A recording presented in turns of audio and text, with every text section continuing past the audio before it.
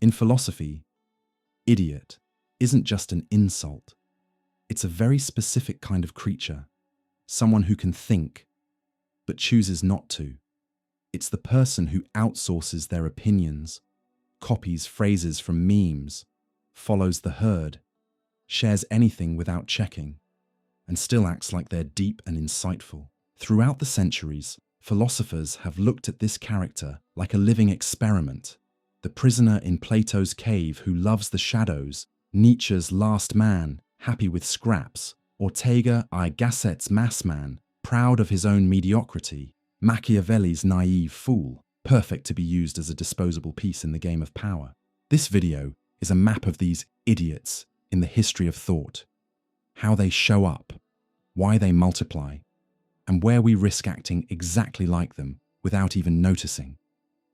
If you're already tired of loud stupidity, of empty opinions with a megaphone, and you want to understand how philosophy exposes idiots and helps you avoid becoming one, then take a deep breath and stay with me until the end. In ancient Greece, long before idiot became a basic insult, there was already a word loaded with heavy social criticism: idiots. Unlike how we use idiot today, idiots originally didn't mean someone with low intelligence. It meant someone who lived only for themselves.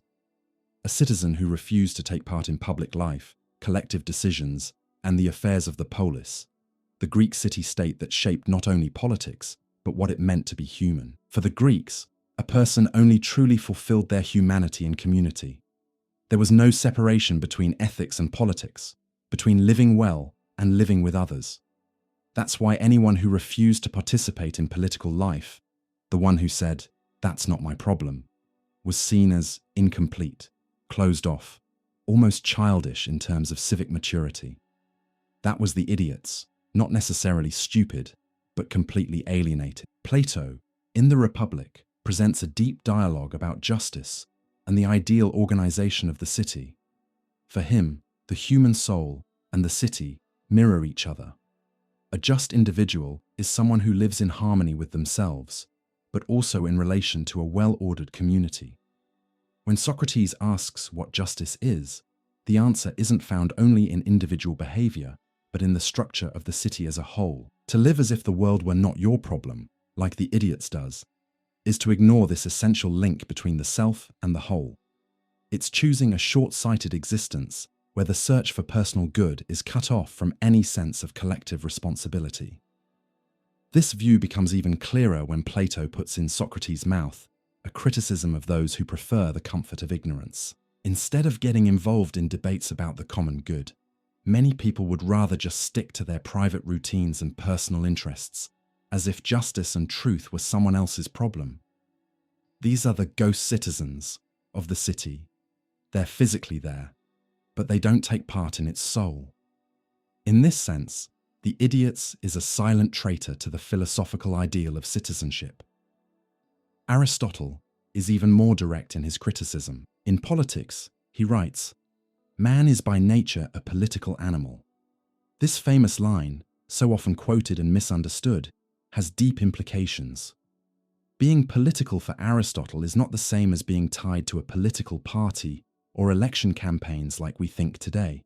It means recognizing that our human nature only fully comes to life in a community where we decide together what is just and unjust, useful and useless, good and bad. The idiots, then, is the one who rejects this essential nature. They lock themselves inside the oikos, the home, the private sphere, and avoid the agora, the public square where the city's future is debated. For Aristotle, this is not just a personal choice, but a kind of regression. Someone who doesn't take part in public life isn't self-sufficient, but incomplete. And if a person lives only to satisfy their own desires, keeping away from collective life, they're closer to an animal than to a citizen. Interestingly, in Athenian democracy, taking part in politics wasn't just one option among many. It was a moral duty. A citizen who stepped away from the democratic process was looked down upon because their absence put the harmony of the polis at risk. Greek freedom wasn't understood as the right to hide inside your own little world, but as the ability to express yourself in public, to be heard, to act alongside others. The idiots, by refusing this participation, was basically giving up their own freedom. This ancient criticism is still very relevant. How many people today don't live like the old idiot I? People who think politics is all dirty, who don't see any point in thinking about the collective, who say the world is too broken to fix, and that what really matters is taking care of my own life. Greek philosophy sends a warning.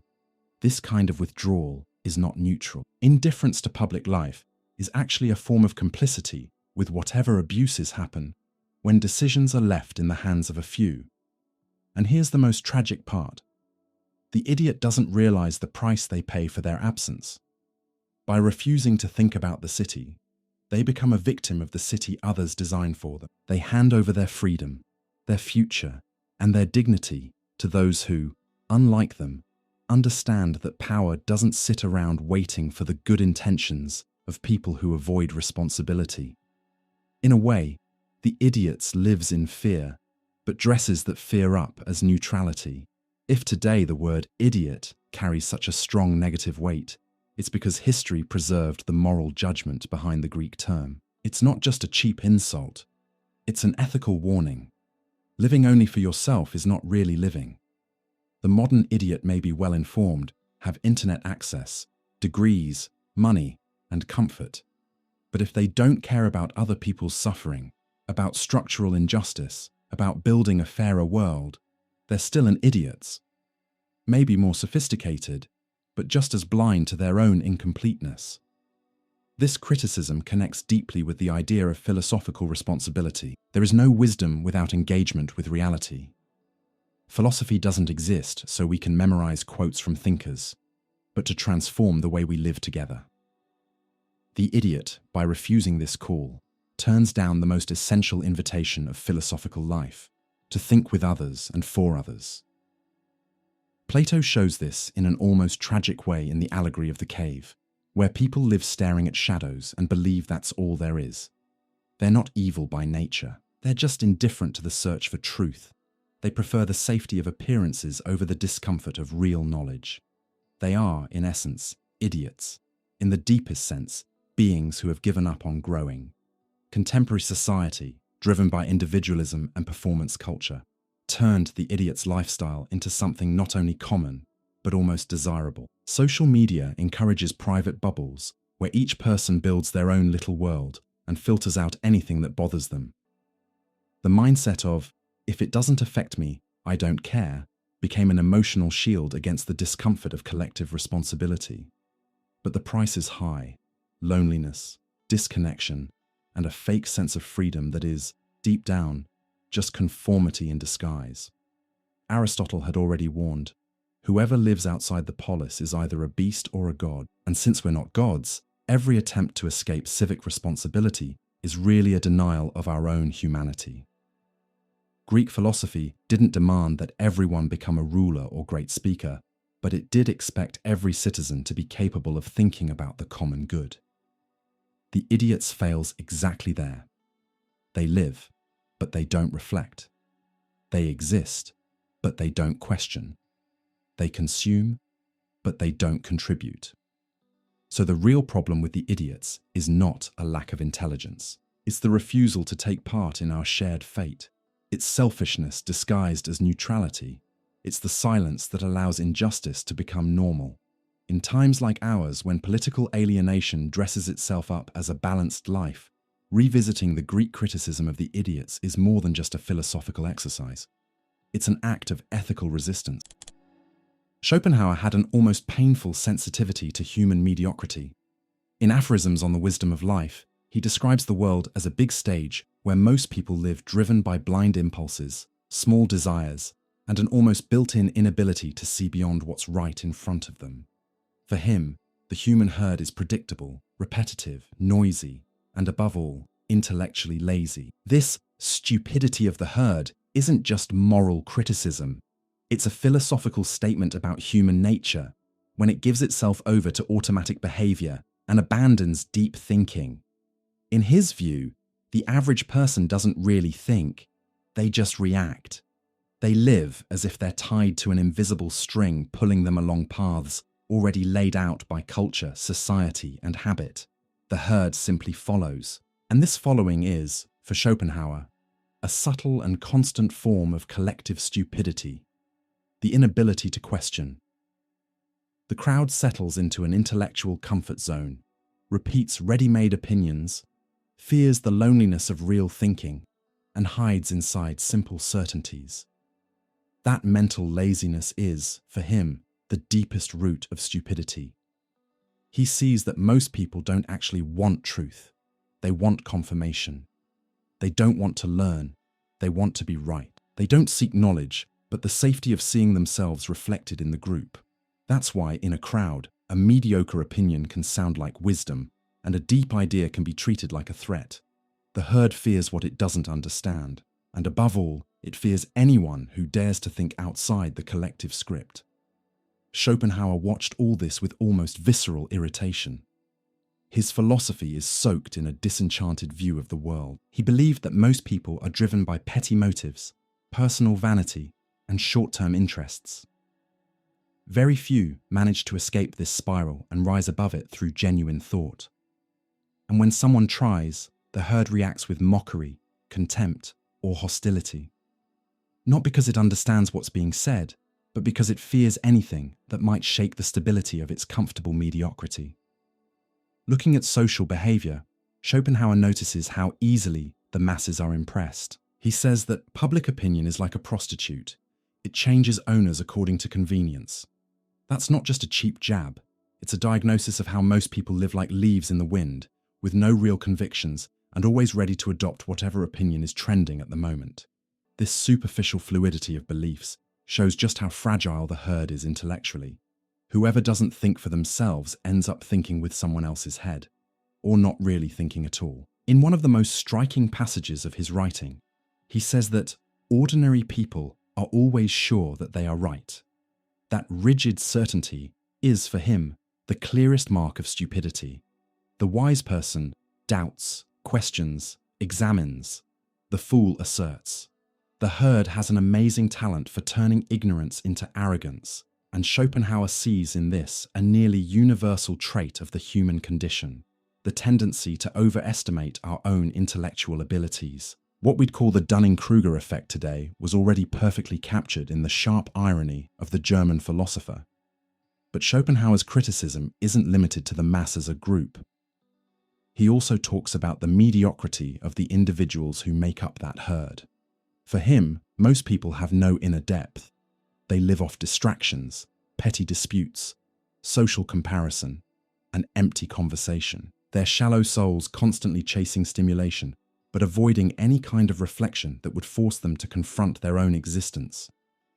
That superficiality turns life into a cycle of short desires, shallow pleasures, and constant frustration.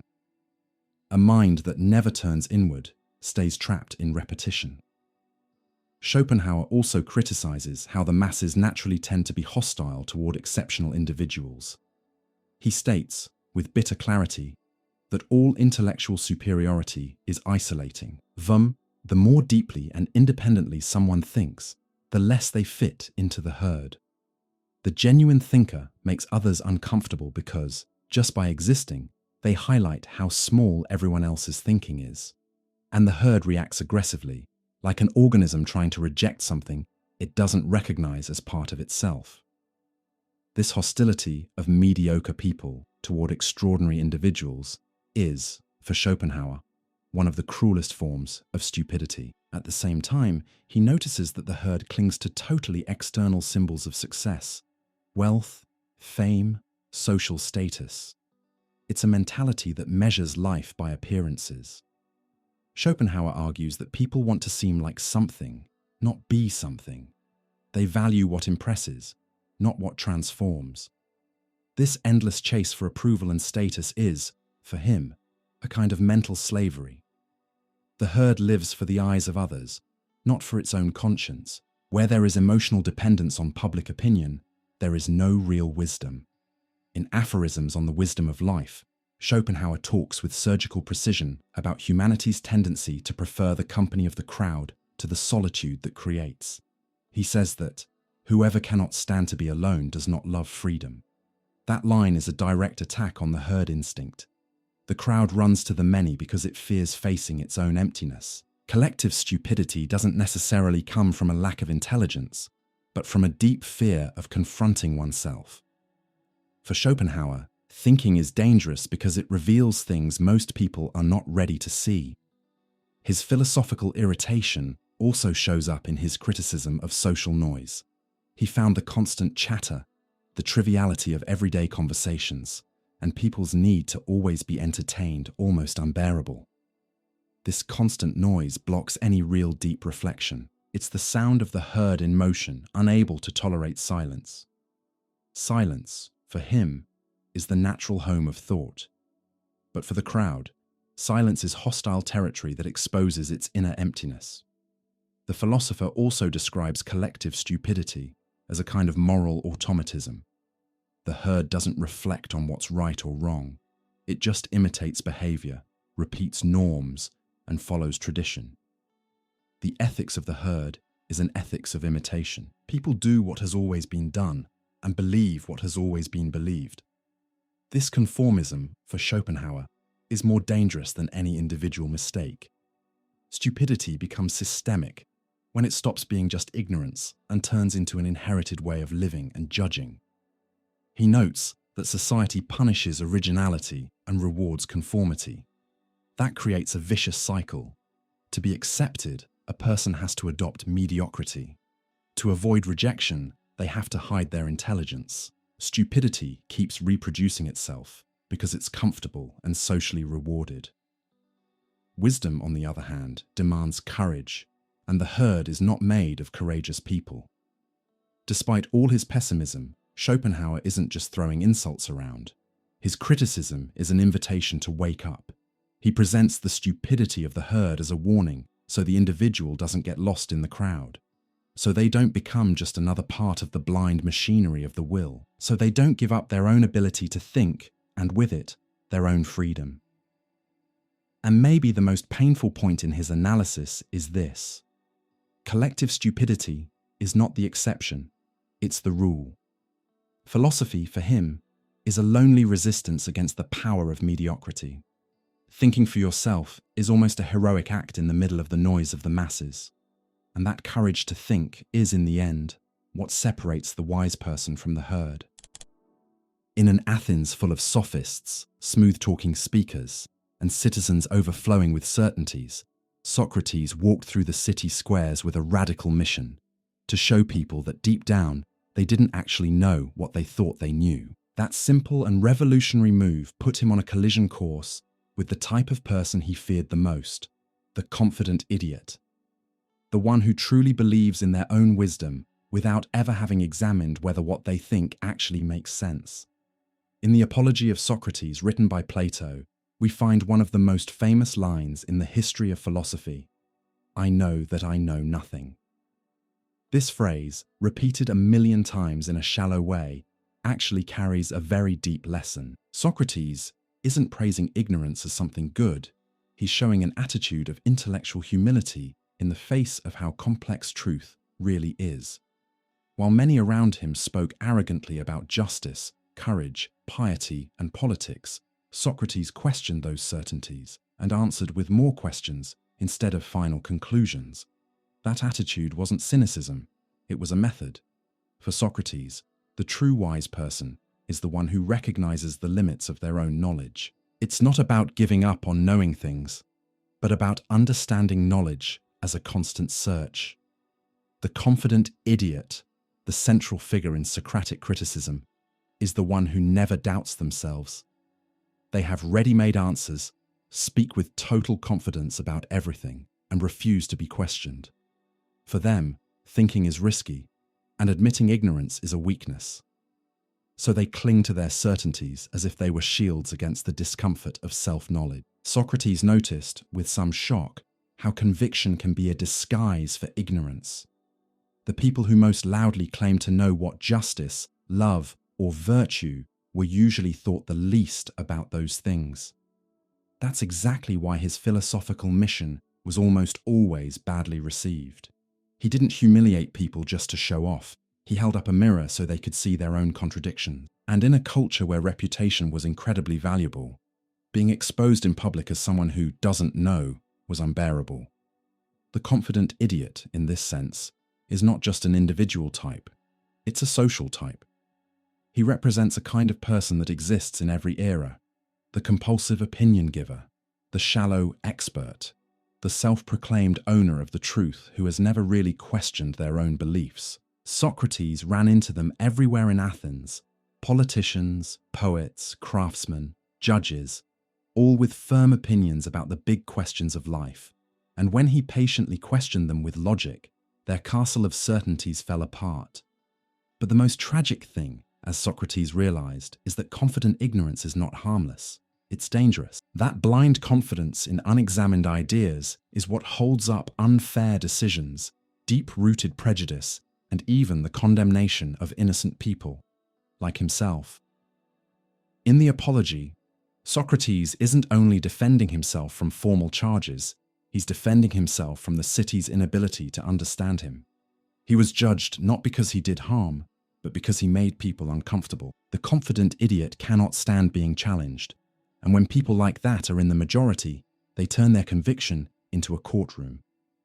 There's something deeply human in this dynamic. Most people prefer the comfort of certainty over the discomfort of doubt. Ignorance feels safe when it dresses up as knowledge. And when Socrates strips that mask away, he becomes a symbol of everything the herd doesn't want to face. How fragile human knowledge really is. He didn't offer easy answers.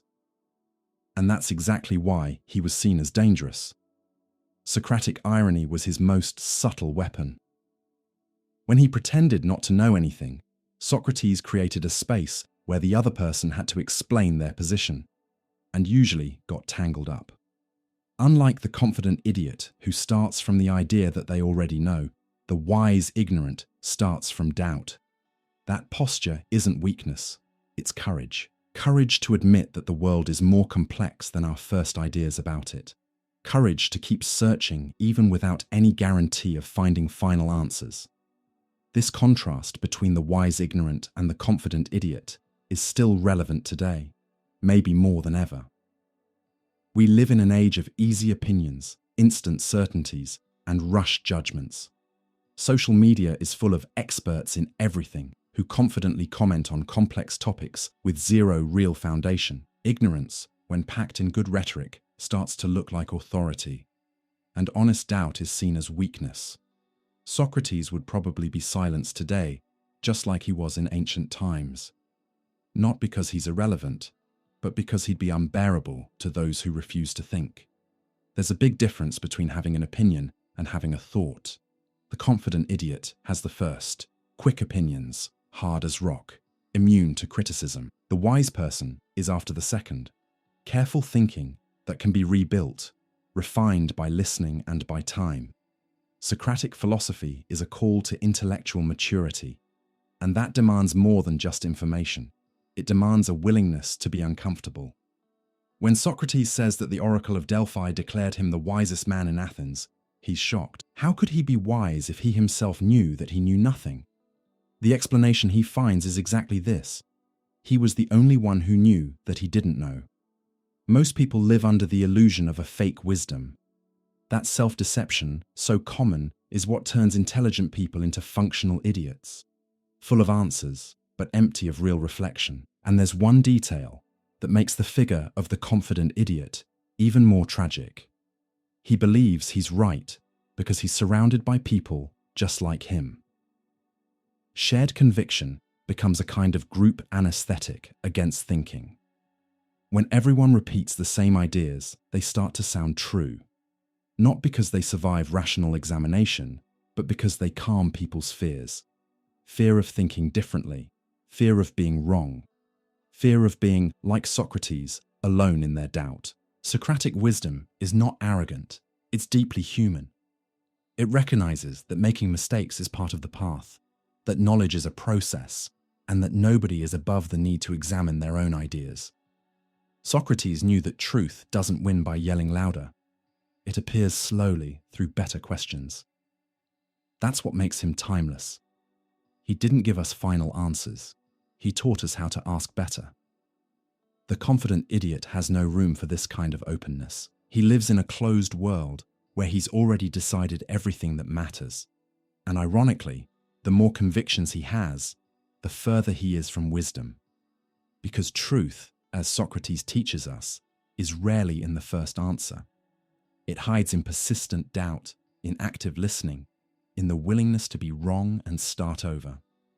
Socrates bothered people not because he knew more, but because he showed that nobody knew as much as they thought they did. His legacy is a philosophical warning. Be suspicious of people who are too sure of everything, because behind blind certainty, there's usually a refusal to think. And wherever thinking goes silent, the idiot is born. Aristotle taught us that knowing how to live is not the same thing as knowing how to talk about life. And that difference, even though it sounds simple, destroys a lot of people who think they're wise just because they've piled up information. In his work, Nicomachean Ethics, Aristotle introduces a key idea for understanding what it really means to live with wisdom: phronesis, or practical wisdom. And the absence of this virtue, no matter how smart, educated, or experienced someone is, turns them into something tragic: a functional idiot, someone who knows a lot but lives badly. Phronesis is not erudition, and it's not a pile of technical knowledge. It's the ability to deliberate well about what is good and necessary for human life in each concrete situation. A kind of intelligence that shows up in action. It's not enough to know what courage is. You need to know when to be courageous. It's not enough to talk about justice. You need to act justly in the middle of real-life complexity. Phronesis demands not only reason, but also sensitivity, experience, and discernment. And that's exactly what the idiot Aristotle hints at is missing. The person who, even after reading many books, has no idea how to act when life really tests them. For Aristotle, the problem isn't theoretical ignorance, it's practical incapacity. There are plenty of people who know everything about ethics, but can't make a just decision when it actually matters. They talk about virtues but get lost in everyday vices. They preach balance but act on impulse. The lack of phronesis turns knowledge into a joke and intelligence into a useless decoration. And there's something even more dangerous. The person who believes that knowing the concepts of virtue is enough to be virtuous. That's the true Aristotelian idiot. The one who thinks they're on the right path just because they have the map, but never actually walk it. They can quote authors, talk about the common good, and recite every principle of Aristotelian ethics, but they don't know how to live. And that makes them a caricature of themselves. Wise only on the outside, lost in their actions. Phronesis is the opposite of that. It's the knowledge of life. The wisdom of those who, even without big theories, make good decisions because they've understood the art of the middle ground, balance, and the right timing. It's the virtue that guides all the others. Whoever doesn't have phronesis, even if they have other good qualities, can't apply them properly. It's like having perfect tools but not knowing what they're for.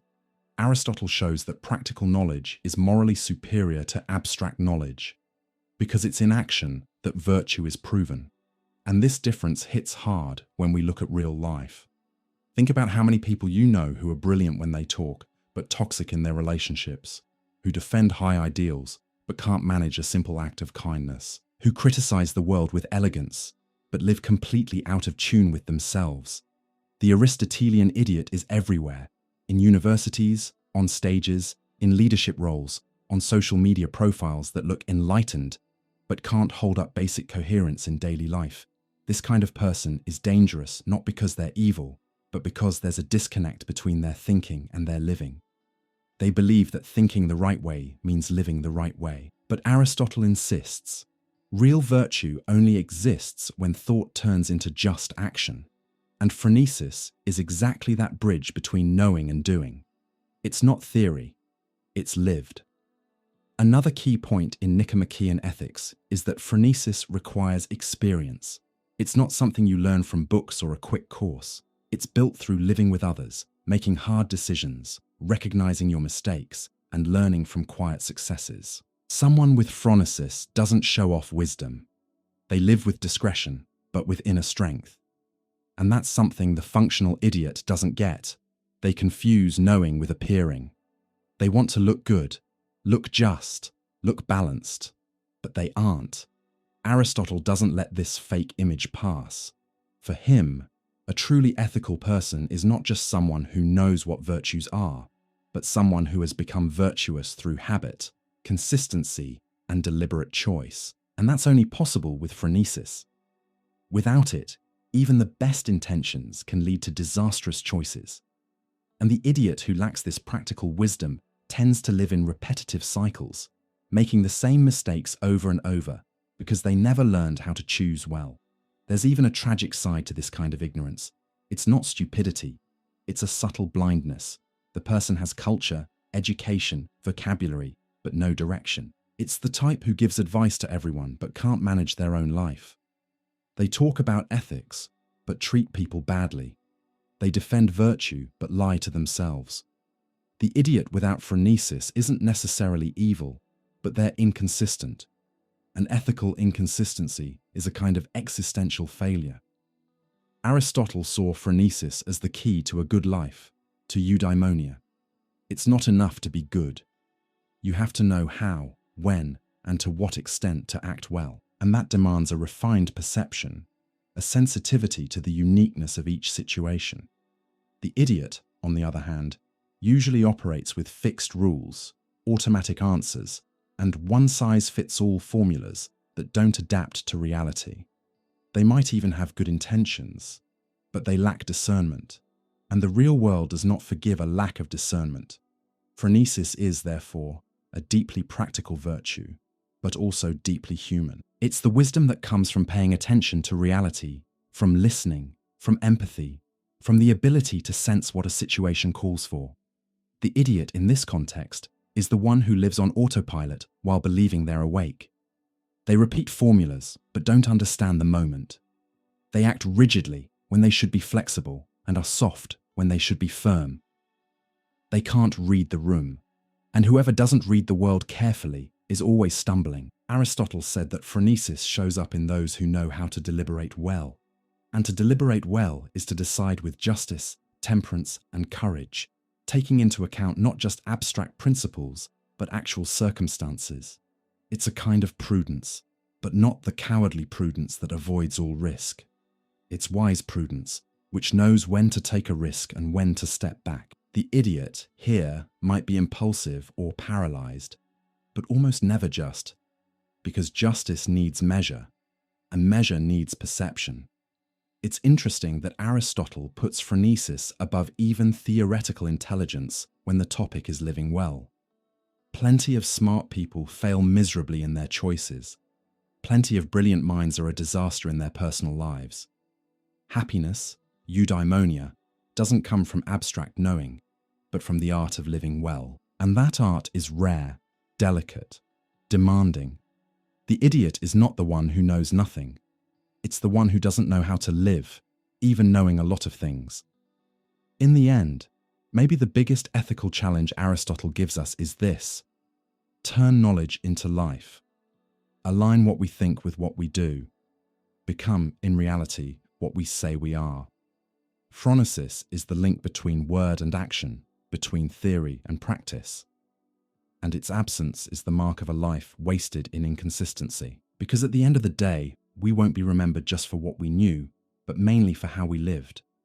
And by that standard, the idiot without phronesis can have all the diplomas in the world, and still have missed what really matters: the art of living with wisdom.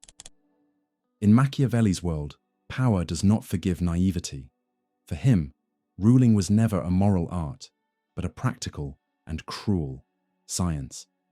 In The Prince, the book that became a turning point in Western political thought, Machiavelli describes with brutal clarity what happens to the ruler who steps into the game of power thinking virtue is enough.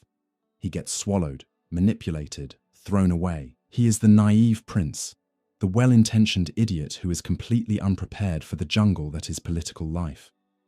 Machiavelli doesn't sugarcoat anything. He shows that the real world works very differently from what idealists would like. And that's exactly why he shocks people, because he exposes how politics really works, without the polish of good intentions. The prince who wants to rule with purity, unconditional kindness, and blind faith in other people's goodness ends up becoming, in the hands of the more cunning, a useful idiot. He serves other people's interests without even realizing it. He doesn't rule. He gets ruled. This useful idiot in power is more dangerous than a tyrant because, unlike the tyrant who knows exactly what he's doing, the naive prince honestly believes he's doing good. And that stops him from seeing the games happening around him. He confuses personal morality with political effectiveness. And by doing that, he becomes easy prey for those who, unlike him, understand that power demands calculation, strategy, and often deception. Machiavelli understands human nature like few others. He sees it as unstable, driven by self-interest, and often treacherous. That's why he writes, "Men easily change their ruler, hoping to improve their condition." This realistic view, which many confuse with pessimism, is the foundation of his political philosophy. For him, whoever governs needs first of all to understand the human soul as it is, not as it should be. The naive prince does the opposite. He projects his own goodness onto others, and so he walks toward failure with a smile on his face. A strong example of his criticism appears in Discourses on the first decade of Titus Livius, where he analyzes the virtues and vices of republics and monarchies. There, Machiavelli reinforces that a good ruler is someone who knows how to deal with the instability of the masses, the falseness of courtiers, and the ambition of the powerful. It's not enough to be virtuous. You have to know how and when to use virtue. Politics for him is not the place of purity, but of prudence. It's a game, and like any game, it demands reading the situation, adapting, and often bluffing. That's why Machiavelli values virtue so much, a concept that goes beyond moral virtue. Virtue is strength, strategic intelligence, flexibility, the courage to do what is necessary, even if that means getting your hands dirty. A prince without virtue is weak, and sooner or later he will be overthrown or controlled by someone who has it. Politics is a field of forces, and whoever doesn't understand that pays the price. The contrast between the naive prince and the clever prince appears strongly in the famous passage of The Prince, where Machiavelli says, "The ruler must know how to be a fox and a lion." The lion represents strength, courage, presence. The fox represents cunning, intelligence, and the ability to see traps. A prince who is only a lion, strong but naive, will fall into the ambushes set by those who smile while they attack. A prince who is only a fox, with no strength, will be despised. Wisdom is knowing how to be both. And that's a lesson the idiot in power never learns. He either trusts too much or he imposes too much. He never finds the balance. Another key point in Machiavelli is the difference between reputation and reality. The naive ruler believes that just being good is enough to be loved. But Machiavelli warns, men judge more by their eyes than by their hands. In other words, image matters, perception matters, and many times, holding on to power requires seeming virtuous more than actually being virtuous. The idiot who believes in total authenticity all the time refuses to play that game, and because of that, he gets outplayed by those who know how to manage appearances. This kind of prince, full of good intentions but incapable of political reading, is the perfect picture of vulnerability in power. He confuses loyalty with passivity, trusts advice that leads him into traps, and doesn't notice betrayal until it's too late. His naivety is an open invitation to manipulation. He becomes a piece on the board, not the player. Machiavelli knew that in politics, whoever doesn't know how to play well gets thrown off the board. And maybe the most tragic part, the idiot prince thinks he's in control. He feels like he's in charge while, behind the scenes, alliances are being formed, decisions are being made without him, and his authority is slowly being eaten away. He is the last to realize that he has lost power, and when he does, it's because he's already been replaced. Machiavelli calls attention to this kind of ruler not out of contempt, but as a warning. Idealism without strategy is a recipe for failure. We have to understand that, for Machiavelli, morality in politics doesn't disappear. It becomes contextual. Sometimes, to guarantee stability, the ruler has to make hard decisions. That doesn't automatically make him evil. It makes him realistic. The idiot in power, trying to be good all the time, ends up letting evil grow right under his nose. The well-intentioned leader who never acts firmly becomes, even without wanting to, an accomplice of the very destruction he was too afraid to confront. The successful prince, then, is the one who understands the logic of power without getting lost in it. He knows when to give in and when to stand firm, when to punish and when to forgive. He reads the moves, anticipates betrayal, calculates the impact of his actions. He doesn't fool himself about human nature, but he doesn't hate it either. He deals with it as it is. Machiavelli doesn't ask the ruler to be cruel. He asks him to be clear-eyed. And in politics, clarity is the opposite of naivety.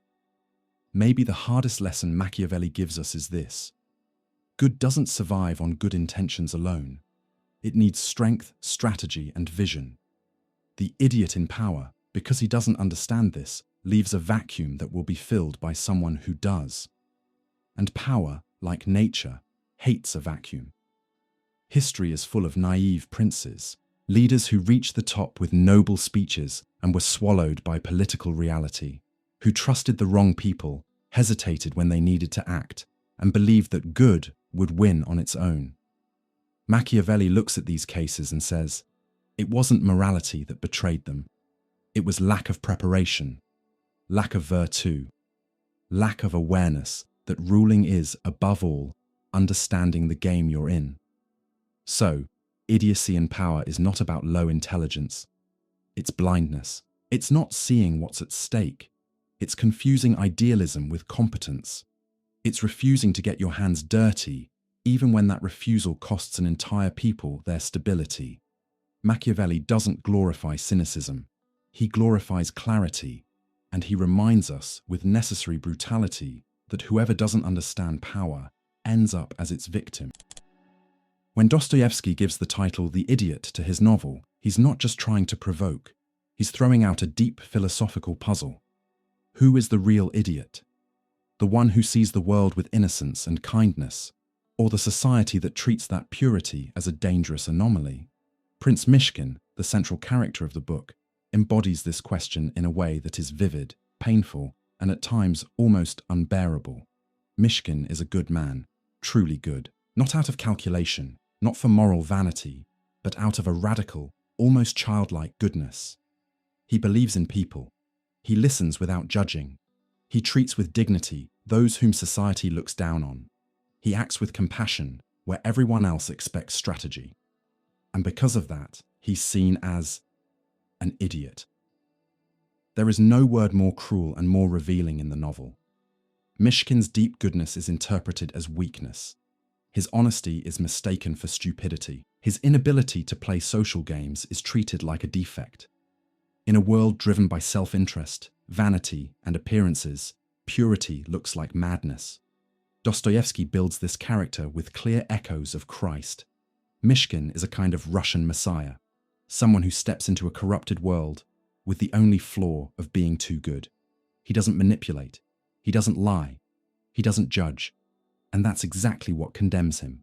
Instead of being loved, he's rejected, used, and ridiculed. His presence destabilizes human relationships because it exposes, unintentionally, the hypocrisy of everyone around him. Mishkin's transparency is a mirror, and what people see in that mirror is exactly what they'd rather ignore in themselves. The idiot, in society's eyes, is actually the one who sees the most clearly. And that's the tragedy. His moral clarity makes him almost dysfunctional inside social structures. He doesn't know how to negotiate his truth. He can't be half honest, half affectionate, half just. He is whole, and that wholeness is seen as recklessness. Society then takes revenge on what it can't understand, and pushes it to the margins. Dostoevsky understands this with painful clarity. In his view, the real madness is not in Mishkin, but in the world around him. a world where cruelty is normal, lies are tools, and appearance matters more than character. In that setting, purity becomes a threat, not because it does harm, but because it disrupts the game. Someone who refuses to play like everyone else becomes an unpredictable piece, and therefore dangerous. But there's also an implicit critique. To what extent is Mishkin's goodness wisdom? Where does it show spiritual clarity, and where does it turn into paralyzing naivety? The prince sees everything, feels everything, but doesn't act effectively. He's unable to protect himself or others from destruction. He loves deeply, but fails to save the people he loves. His goodness is real, but powerless. And that powerlessness raises a disturbing ethical question. Is purity without action enough? Dostoevsky doesn't give us easy answers. He invites us into this dilemma. What's more dangerous, active evil or ineffective goodness? Mishkin looks like a saint, but he's a tragic saint. He walks with dignity, yet is dragged along by forces he doesn't know how to contain. His gaze is clear, but the world he lives in is dark, cynical, brutal, and the outcome is inevitable.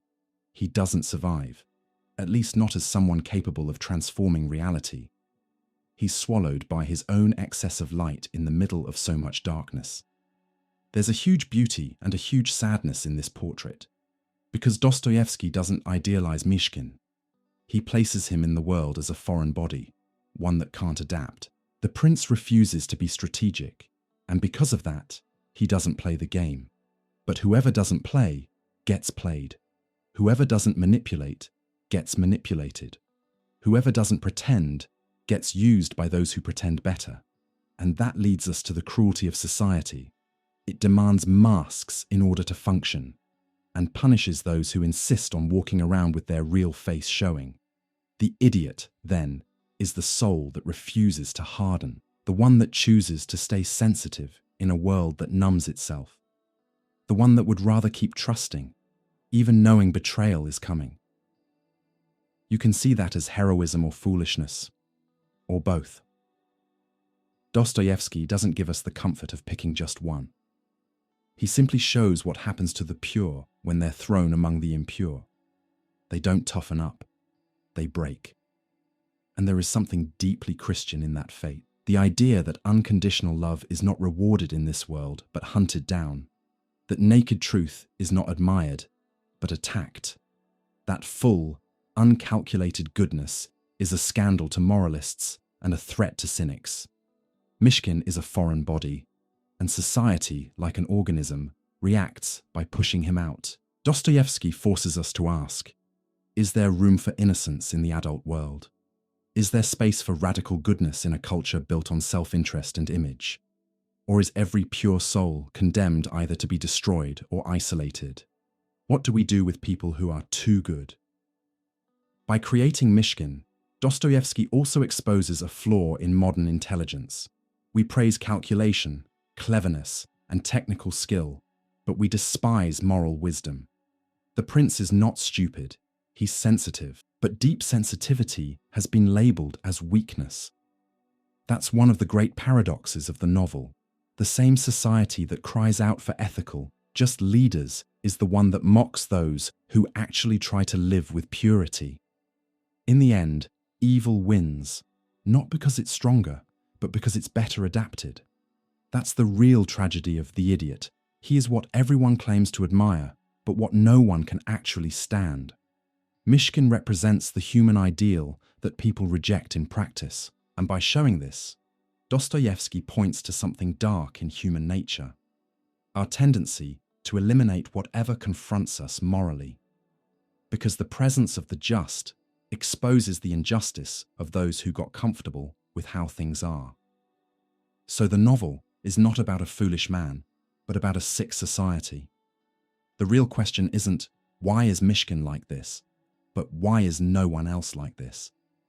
And that turns the idiot into an existential accusation. It forces us to look inward and admit how unable we've become to deal with what is pure, sensitive, and just, and how much that says more about us than about him. The strength of the book is in its ambiguity. Mishkin is not just a victim. In his purity, he also makes mistakes. He doesn't act firmly when he should. He hesitates. He stays silent. He loves, but can't protect. His holiness sometimes blends with a painful naivety. And maybe that mix is exactly what makes him deeply human. He's not perfect. He's real. In the end, Dostoevsky leaves us in front of a silent choice. Do we actually want to be like Mishkin, or do we prefer to laugh at him like the other characters do? The answer isn't easy, because following the prince's path means giving up defenses, strategies, and masks. It means living in a constant state of vulnerability. It means seeing everything and suffering because of it. It means loving without armor and paying the price for that. And not everyone is willing to do that. Maybe then, the real idiot isn't Mishkin, but the one who lives numb. The one who chooses not to feel so they don't have to suffer. The one who trades depth for functionality.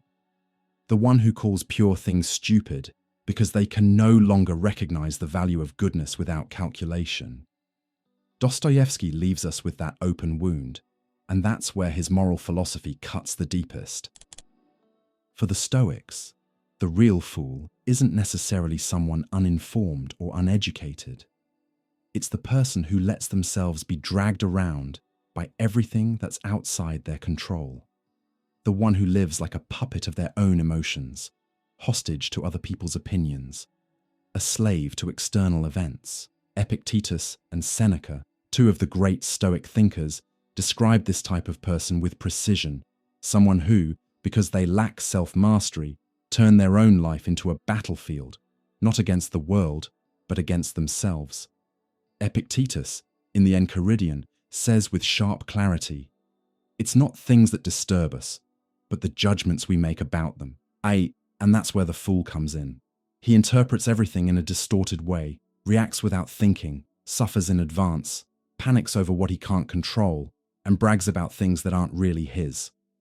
He lives turned outward, in appearances, comparisons, and desires that make him shake. The Stoic idiot isn't dumb, he's out of control. For the Stoics, passion isn't romantic.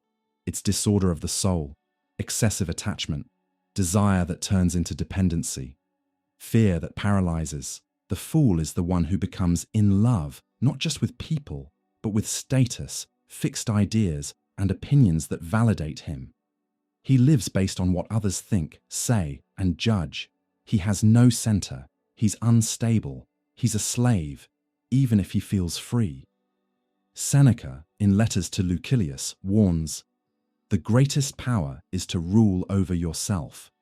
And in that sense, the fool is the weakest of all. He doesn't command anything inside himself. A compliment lifts him up. A criticism crushes him. A desire consumes him. A loss destroys him.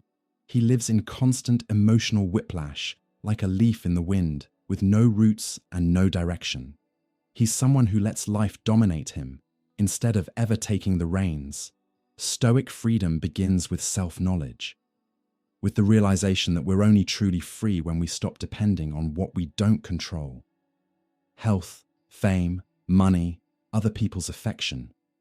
All of that is outside our domain. The only thing that really belongs to us is our prohairesis, our ability to choose how we respond. The idiot, however, gives that freedom away every day. He trades his peace of mind for anxiety, his clarity for confusion, his independence for a constant need for approval. Epictetus goes further. Do you want to be unbeatable? Then don't enter into combat with what doesn't depend on you. The fool does the opposite. He spends his life wrestling with what he can't change. He tries to control what others think, tries to make everything turn out exactly as he planned, tries to avoid every kind of pain.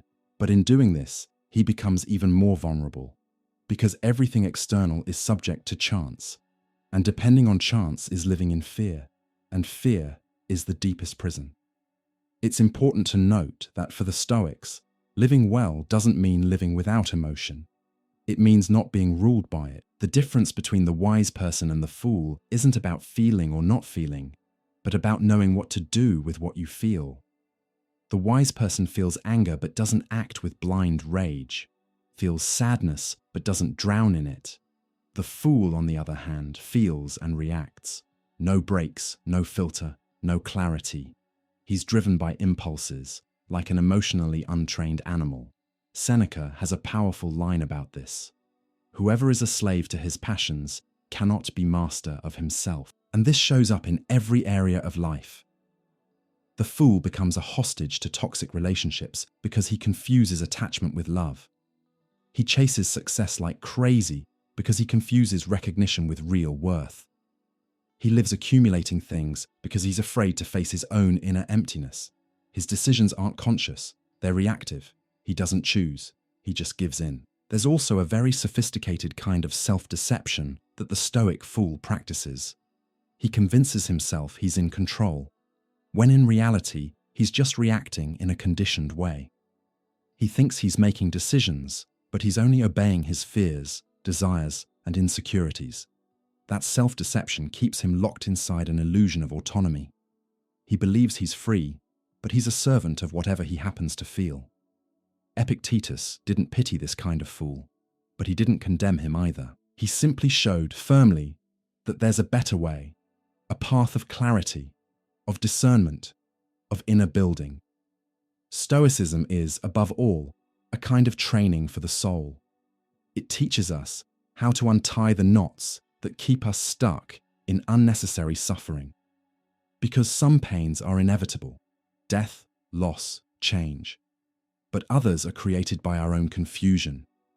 The idiot suffers more than he needs to because he hasn't learned to separate what is fact from what is interpretation. Seneca insists, what troubles us is not death itself, but the idea we have of it. Just like it's not poverty that destroys us, but the fear of looking like a failure. It's not loneliness that ruins us, but our attachment to other people's gaze. The idiot lives in a prison made of symbols. He needs likes, applause, and total stability.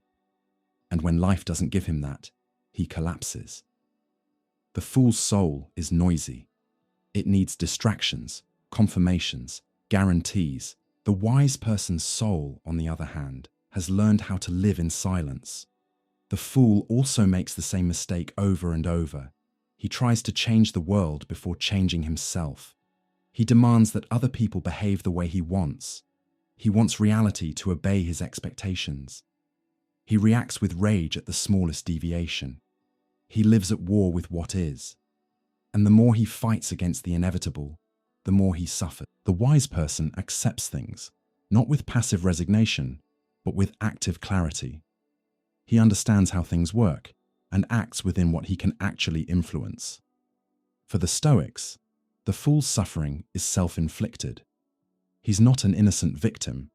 He actively takes part in building his own unhappiness because he refuses to think, refuses to practice letting go, refuses to look with courage at his own patterns of reaction. And so he repeats the same mistakes, the same cycles, the same attachments.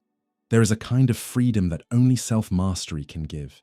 It's not the freedom to do whatever you want. It's the freedom to not be enslaved by what you want. The Stoic wise person doesn't withdraw from life. He lives deeply. He loves, suffers, works, and fights. But he never loses himself. The fool, on the other hand, is always lost. Chasing something, running from something, wanting something, but never at peace, never centered, never whole. The Stoic idiot is the mirror of modern man. A fragmented, needy, restless being, addicted to stimulation, who confuses intensity with depth. Someone who feels too much, thinks too little, and lives for external validation. Someone who doesn't know how to be alone, doesn't know how to lose, doesn't know how to wait. Someone who is always running, but has no idea where to. Epictetus reminds us that we are only truly defeated when we give in to what's outside of us. We're only truly foolish when we choose to ignore what's inside. And that's where the big Stoic shift is. A good life isn't about what happens to us, but about how we choose to respond. Wisdom begins where the illusion of control ends, and the idiot, until the very end, refuses to let go of that illusion. Among the many kinds of fools that philosophy has pointed out over the centuries, Montaigne paid special attention to one in particular: the person who has an opinion on everything but doesn't know himself. He's the everyday talker, the casual sage, who confuses talking with thinking and certainty with truth. In his essays, Montaigne draws this type with unsettling clarity. The opinionated fool, the one who feels entitled to speak about any subject with total authority, without ever having done the hardest work of all, examining himself from the inside. Montaigne writes in a time of deep crises, religious wars, cultural shifts, political instability. And what he notices, with both shock and irony, is that even in the middle of all that uncertainty, people keep talking as if they knew everything about God, about human nature, about right and wrong, about politics, morality, behavior, virtue. The flood of opinions is huge and almost always shallow. What's missing, he says, is not talk, it's depth. The fool Montaigne criticizes is the one who feels obligated to have an opinion, as if silence automatically meant ignorance. He answers quickly, judges confidently, and is perfectly comfortable with the ready-made categories he inherited. But all of that is just noise, because behind all that talking, there's something missing. He has never doubted himself, never stopped to question his own certainties, never allowed himself the discomfort of truly thinking. His knowledge is memorized, borrowed, superficial, and the most dangerous part, he sees it as unquestionable, at least to himself. Montaigne saw this kind of opinion as a form of vanity, because someone who talks about everything without hesitation isn't trying to understand, they're trying to appear, and appearance is a powerful trap. The person who speaks well, uses the right words, and argues confidently can easily fool themselves into believing that this is wisdom. But it isn't. Montaigne reminds us that the real thinker is the one who distrusts himself, who recognizes his own fragility, who hesitates. Whoever never hesitates, never really thinks, they just repeat. And repetition is one of the clearest signs of the opinionated fool. He recites ready-made ideas with total confidence. He believes in them not because he examined them, but because he heard them from someone he trusts, or because they fit the way he already sees the world, or simply because they're popular. His mind is a reflection of his surroundings, and he doesn't even notice. Montaigne mocks this behavior with elegance. We prefer to say what others have already said, rather than dig inside ourselves for something that is truly our own. That line reveals the heart of his philosophy, self-knowledge as a path to wisdom. For Montaigne, thinking means looking inward. It means examining our own impulses, beliefs, and contradictions. It means diving into our inner mess and learning how to live with it. But the fool runs away from this process. He prefers the fake clarity of outside opinions to the real complexity of his own soul. He builds a castle of certainties so he doesn't have to deal with the instability of being human. There's also a critique here of how we live together in society. Because the guy who has an opinion about everything doesn't just appear out of nowhere. He's the product of a culture that values performance more than thought, eloquence more than listening, certainty more than doubt. Montaigne sees this and pushes back. His essays are an exercise in hesitation, open reflection, and inner dialogue. He doesn't write to teach. He writes to understand. And that kind of radical honesty is exactly what the fool who thinks he's master of the world is missing. The danger of the opinionated fool isn't just his superficiality. It's the influence he has. Because whoever speaks with confidence attracts listeners. Whoever seems sure wins people's trust. And that's how shallow ideas start spreading as absolute truths.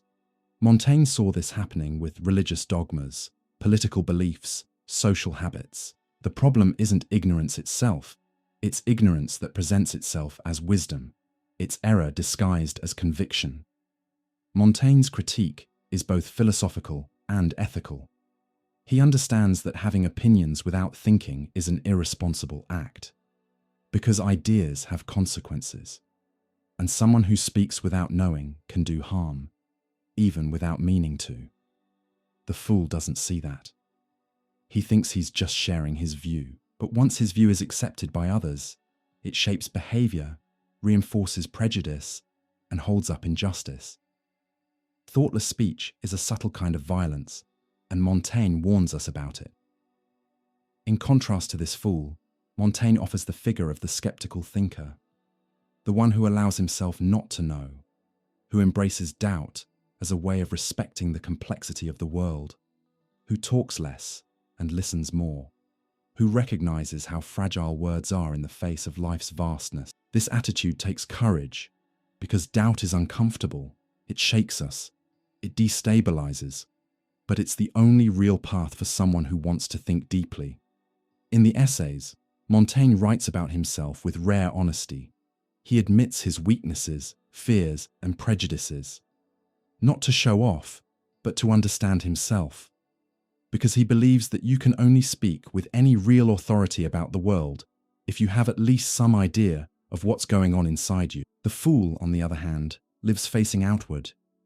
He has opinions about everything, except himself.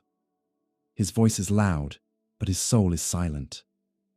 Montaigne's critique, written more than 400 years ago, reads like it was written for today.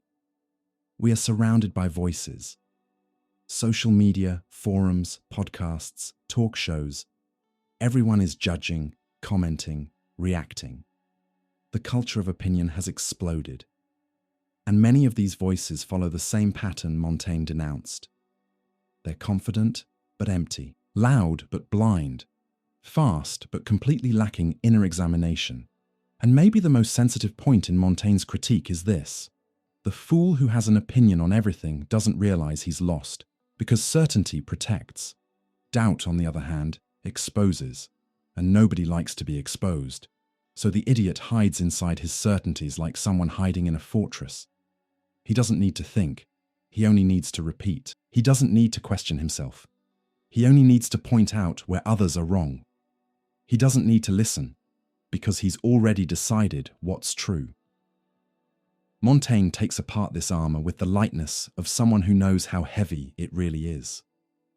He invites us into a different kind of conversation, slower, more intimate, more honest. A conversation where you don't score points for having answers, but for asking good questions. Where humility matters more than dominance. Where silence can sometimes be wiser than speech. What Montaigne teaches us, in the end, is that thinking takes courage. Courage to admit we don't know. Courage to go down into the basement of our own certainties. Courage to accept that, many times, our opinions are just shields against the discomfort of reality.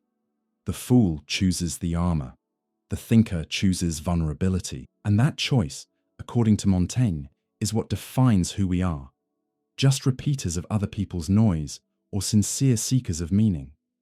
Because in the end, the person who has an opinion about everything almost never has anything real to say about themselves. And someone who doesn't know how to tell the truth about themselves will rarely be able to tell the truth about the world. For Kant, humanity's biggest danger doesn't lie in raw ignorance, but in the deliberate choice to stay ignorant. In his famous essay, What is Enlightenment?, he defines the concept of immaturity, Unmündigkeit, as the inability to use your own understanding without being guided by someone else. This immaturity, he says, is not caused by a lack of intelligence, but by something much more common and destructive: laziness when it comes to thinking. It's this laziness, and the fear that comes with it, that Kant treats as a kind of philosophical idiocy, a kind of stupidity not tied to a lack of ability, but to the refusal to use that ability. The idiot, in this sense, is the person who could think, but prefers not to, who could use reason, but chooses to follow ready-made scripts, who could question himself, but sticks to the comfort of authorities who think for him. Kantian immaturity is, therefore, a self-inflicted condition. No one is born immature. No one is born an idiot in the philosophical sense. But many choose to stay that way, because thinking takes effort. It demands autonomy, and autonomy brings responsibility. It's easier to obey than to decide, more comfortable to repeat than to investigate, safer to follow the shepherd than to walk alone.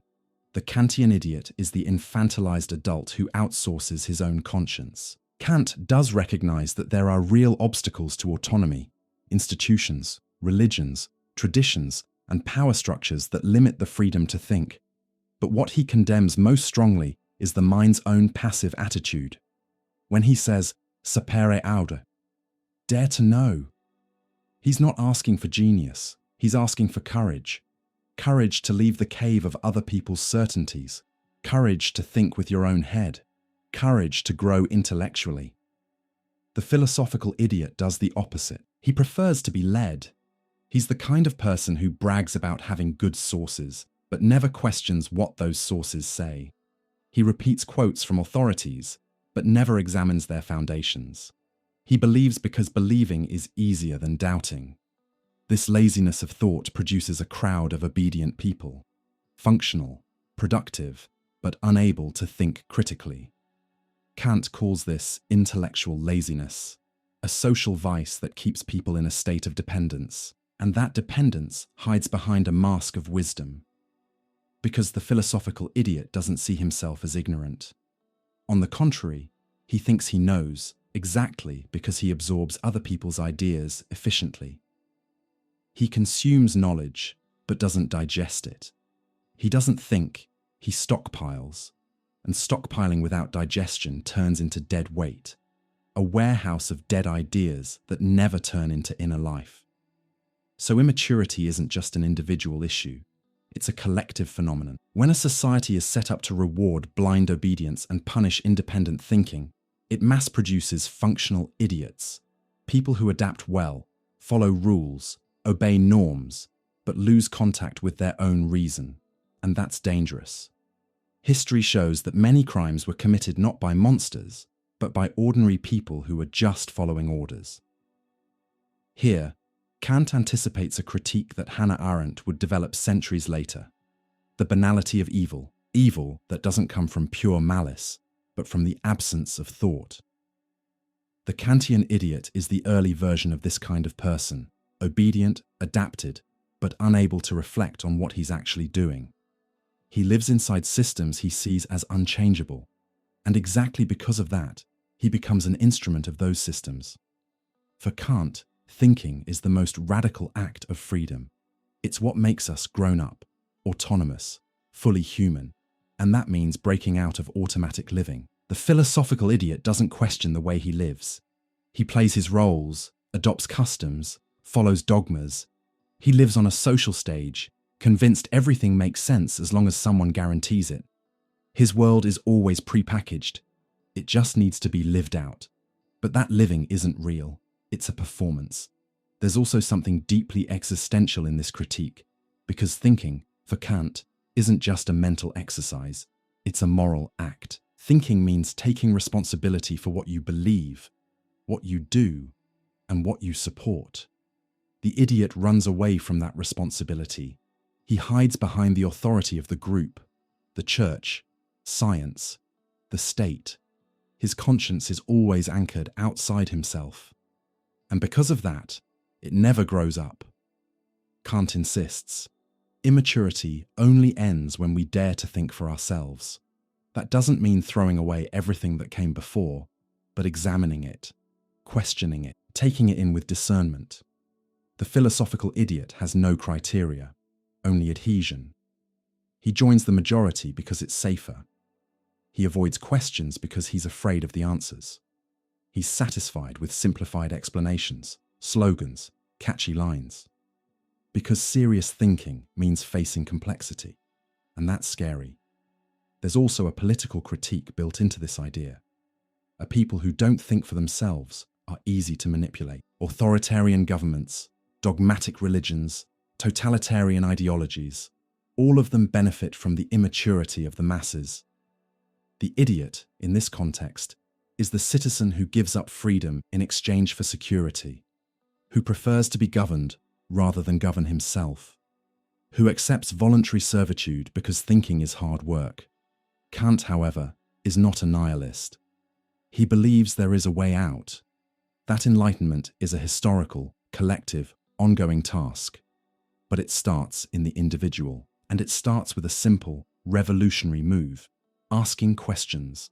The philosophical idiot doesn't ask, he states, he opines, he repeats, he judges, but he rarely questions himself. His certainty is a wall, the question is a door. At this point, Kant's critique meets Socratic humility. Admitting, I don't know, is the first step toward actual thinking. The idiot is terrified of I don't know. He needs to look firm, informed, and well-positioned. His identity is glued to the ideas he repeats. Peeling them off would throw him into crisis. So he resists critical thinking the way someone resists pain. Because thinking hurts. It hurts to leave the comfort zone. It hurts to realize that what held up your worldview might be false, limited, or unjust. Kant doesn't spare even the intellectual elites from this critique. Having technical knowledge is not the same as thinking autonomously. Many hide behind complicated language, erudition, and titles, but remain immature. They are sophisticated idiots. They wear the clothes of reason, but live according to tradition's dogmas or the trends of their time. Kant warns us, enlightenment isn't a diploma. It's a constant exercise in independent thinking. True maturity, then, is not about knowing everything. It's about knowing how to think. And thinking, for Kant, is a moral duty, because whoever refuses to think hands their freedom over to someone else. The philosophical idiot lives as if that's no problem. He even feels relieved not having to decide, choose, or confront. But that relief is fake, because by giving up thinking, he's really giving up himself. Kant ends his essay on a hopeful note. He believes that if the conditions are there, freedom of speech, education, public debate, people can free themselves from immaturity. But the final decision is individual. Enlightenment can't be forced, it has to be chosen. It's the move from being under guardianship to being autonomous, and that move begins when someone quietly decides to dare. In the allegory of the cave, described in Book 7 of the Republic, Plato gives us one of the most powerful images in the history of philosophy. Prisoners are chained since birth, staring at the wall of a cave, seeing only shadows cast by objects passing in front of a fire behind them. Those shadows are all they know. They are their world. And when one of them is freed and exposed to the outside light, to the truth, he suffers. The light hurts. Reality is unsettling, and often the prisoner prefers to go back to the familiar darkness. He loves the shadows, because there, at least, he feels safe. This powerful image goes way beyond a simple critique of not knowing. Plato isn't just talking about ignorance, but about something much deeper: voluntary stupidity. The human tendency to stay inside a comfortable lie, instead of facing a truth that demands change. The idiot, in this context, is the one who could leave the cave, but doesn't want to, because living in illusion is easier than waking up. It's important to notice that the prisoners aren't just chained physically, they're mentally conditioned. The reality of the shadows is so convincing that anything outside of it seems absurd. When someone tries to show that there's a world beyond the wall, he's mocked, rejected, even hated. The one who brings liberation, instead of being seen as someone who brings light, is treated like a lunatic or an enemy. The cave isn't just a space, it's a comfort zone of the mind. This is the core of Plato's critique. Ignorance is often a chosen refuge, not because the truth is unreachable, but because it's demanding. It charges a price. It wounds the ego. It forces a person to rethink what they believed, question what they accepted, and take apart their own convictions. And that hurts. So the idiot chooses to stay in the shadows. He loves repetition, old speeches, familiar images. They're fake, but comforting. Plato is telling us that stupidity is not just a cognitive failure. It's also a moral and spiritual failure. It's the active refusal to think. The idiot in the cave isn't just someone who doesn't know, he's someone who refuses to know. Because knowing means changing, and changing is uncomfortable. Truth, for Plato, isn't a neutral piece of information. It's a light that transforms. Once you really see it, you can't live the same way. The freed prisoner, when he goes up into the outside world, goes through a painful process. His eyes burn. He has to adjust. He has to let go of old beliefs. He has to learn how to see everything from scratch. That process is philosophy, the slow, difficult journey of the soul toward the truth. And that's exactly why so few people are willing to take it. Most prefer the shadows. They'd rather repeat what they hear, hold on to inherited opinions, go with the flow. Ignorance becomes a kind of emotional safe zone. The cave is the perfect symbol of a society that prefers appearance over essence, opinion over knowledge, entertainment over thought, consensus over confrontation.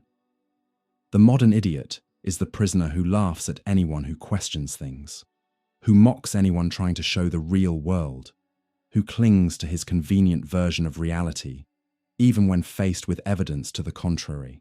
He doesn't want to be disturbed. He wants comfort, and there's something even more disturbing. Many people fight to stay in the cave, as if they were defending their own prison. They create arguments against truth. They twist facts. They attack anyone who thinks differently. They build mental fortresses to justify staying in ignorance. Voluntary stupidity at this point becomes aggressive. It's a defense of the inner status quo, a resistance to any light that might break through the darkness. The idiot isn't just blind, he hates sight. Plato also shows that if the freed prisoner goes back into the cave to try to free the others, he'll face fierce resistance. He might even be killed. His presence threatens the whole shadow system. He proves that there's an alternative, and that's dangerous. The idiot feels exposed in front of someone who has seen the truth, and instead of listening, he'd rather eliminate the discomfort. The light becomes unbearable. Truth turns into an enemy. This dynamic shows up in every era. The idiot of the cave is the citizen who treats information as entertainment, believes only what confirms his own beliefs, runs from real debate, rejects complexity, and fears doubt. He doesn't want to think. He wants to be right. He doesn't want to learn. He wants to reinforce what he already thinks. His mind isn't open to the new. It's a closed mirror reflecting only himself. Plato suggests that the only real education is the one that leads the soul from darkness to light, but that can't be forced. The soul has to want to leave. It has to long for truth. Voluntary stupidity is the shutting down of that possibility. It's the soul that has given up on growing. That settles. That says, I prefer to live the way I've always lived. It's a choice that hides fear. Fear of being wrong, fear of changing, fear of being responsible for your own worldview. There's also a critique of the culture of spectacle. The shadows in the cave are projections, manipulated images. They have no substance, only appearance. They are manufactured versions of reality, and the prisoners don't know that. They live in a theatre.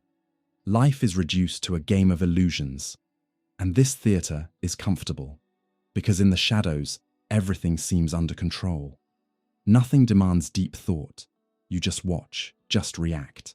Today, Plato's cave appears on screens, in the endless flow of undigested information, in instant opinions, in pre-made narratives, in the rush to judge, in the fear of silence, in the addiction to distraction. The modern idiot is surrounded by digital shadows, and he loves them, because inside them, he never has to face himself. The light of truth has become annoying. Thinking has turned into exhaustion, doubt into a threat. But Plato also points to a hope, the possibility of leaving, of breaking free, of wanting what's real. Philosophy, in this sense, is an act of courage. It's stepping out of passivity. It's looking at yourself with honesty. It's enduring the pain of the light. It's accepting that knowing isn't about having ready answers, but about being willing to ask uncomfortable questions. The idiot doesn't ask. He asserts. He repeats. He's proud of never changing. Philosophy begins where stupidity ends, in the desire to see. And maybe the biggest risk isn't the ignorance of those still in the cave, but the conformity of those who've already left and gave up on going back to help. Because changing society requires that those who have seen the light have the courage to light the way for others. Even if they're rejected, even if they're called crazy. Because, as Plato shows, leaving the cave is only half the journey. The other half is helping others leave too. Voluntary stupidity is the great obstacle. It's the unconscious yes to the lie, the habit of accepting shadows as truth, the refusal to think for yourself. Plato teaches that the worst prisoner is the one who loves his prison, who smiles at the shadows, who rejects the light. That's the real idiot. Not the one who doesn't know, but the one who chooses not to know. For Søren Kierkegaard, there's no refuge more seductive and more dangerous than the crowd. In the heat of the mass, the individual disappears. He dissolves, cancels himself, hides. And that's where, for the Danish philosopher, one of the most subtle and destructive forms of idiocy is born, the kind that disguises itself as belonging. The idiot, in this case, isn't someone who thinks wrong, but someone who avoids thinking at all. Because thinking requires being alone, and being alone, for many people, is unbearable. In The Sickness unto Death and the Concept of Anxiety, Kierkegaard lays out in detail the psychology of the person who gives up their existential responsibility in exchange for collective approval. He calls this person the desperate one, but this despair is quiet. It's the despair of someone who runs away from themselves and hides inside the crowd. Someone who lives in the background, repeating ideas, copying behaviors, and dodging any form of real individuality. The crowd, for Kierkegaard, isn't just a bunch of people.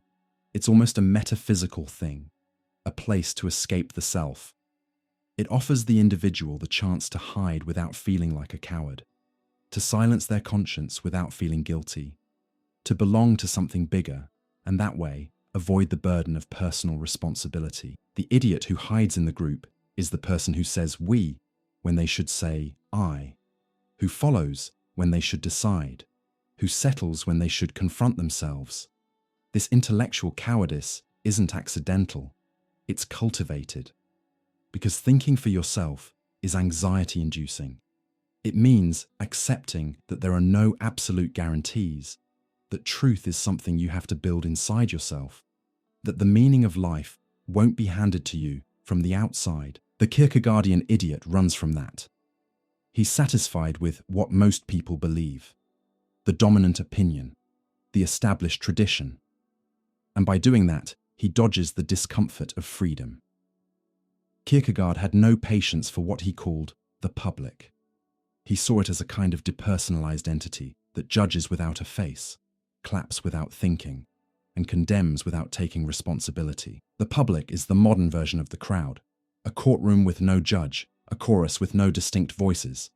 And it's inside this public that the idiot feels at home.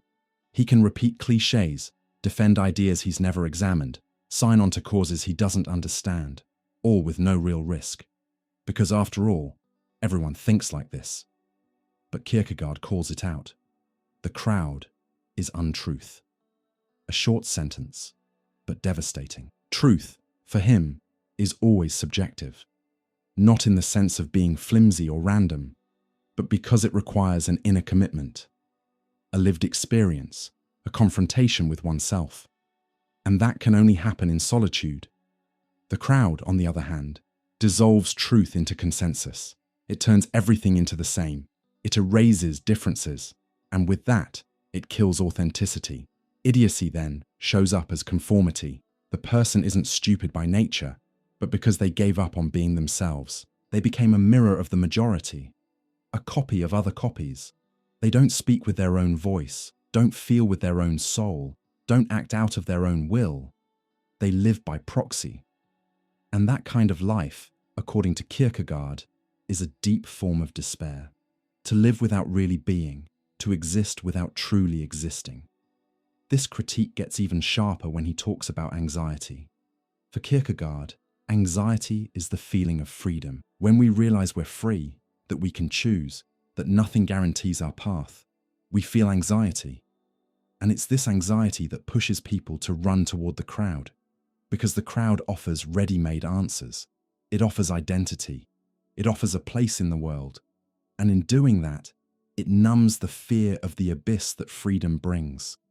The Kierkegaardian idiot doesn't want to deal with this anxiety. He prefers to protect himself. And the best protection is dissolving into the mass, to stop being one and become everyone. The crowd offers that promise. Here you don't need to be unique, just be part of us. But the price of that promise is high. Because in fleeing from anxiety, the person also flees from themselves. They trade freedom for safety, authenticity for belonging, truth for convenience. Kierkegaard saw this move as the great spiritual failure of modernity. Instead of facing the challenge of living an authentic life, people hide in groups, parties, systems, ideologies, and they turn that into a new kind of religion, the religion of conformity, where the dogma is the average, the sin is being different, and salvation is being anonymous. But the most tragic part is that this kind of idiocy doesn't look like idiocy. On the contrary, it's praised. The person who blends perfectly into the crowd is seen as sociable, balanced, normal. They get promoted, admired, followed. Nobody notices that behind this adaptation, there's a deep despair. The despair of someone who never really faced their own uniqueness. Kierkegaard insists, the true individual is the one who has the courage to stay alone with their anxiety, to ask questions without having the answers, to believe without guarantees, to live without leaning on the authority of the group. This kind of person is rare and often misunderstood because they don't just repeat what everyone says. They don't act on crowd instinct. They think, they suffer, they choose, and because of that, they are free. The crowd, in its untruth, creates a certain psychological comfort, the comfort of never having to be responsible. If something goes wrong, it's society's fault, the system's fault, the group's fault. The idiot who hides in the group is always off the hook. He never truly chooses, but he always comments. He never acts alone, but always takes part. His moral sense is watered down in the mass, and that way he can live without guilt and without truth.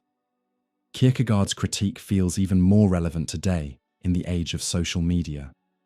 The crowd is now connected, visible, and instant. The desire to belong gets stronger. The temptation to fit in grows. The modern idiot lives off likes, digital validation, and virtual belonging. He's always expressing himself, but not with his real voice. And when he's finally alone, he feels anxiety, because without the group, he doesn't know who he is. Kierkegaard's philosophy is a call to existential courage, not the flashy, heroic kind, but the quiet kind that begins when a person decides to stop running from themselves. The idiot, on the other hand, runs all the time. He dresses up his cowardice as common sense, his apathy as balance, his submission as prudence. But deep down, he knows he's not really living. He's hiding, living on borrowed identity. Kierkegaard's thought is not comfortable. It forces us to ask, how many of our convictions are truly ours? How many of our positions come from reflection, and how many from adaptation? How much of our identity is genuine, and how much is just a response to other people's expectations? The crowd is both relief and trap. It welcomes us, but it swallows us. It protects us, but it erases us.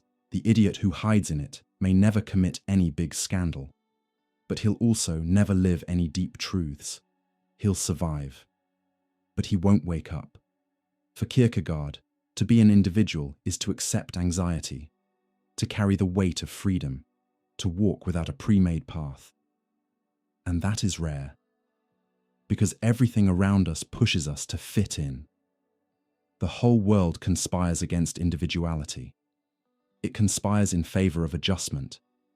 but only those who dare to be out of place can actually find themselves.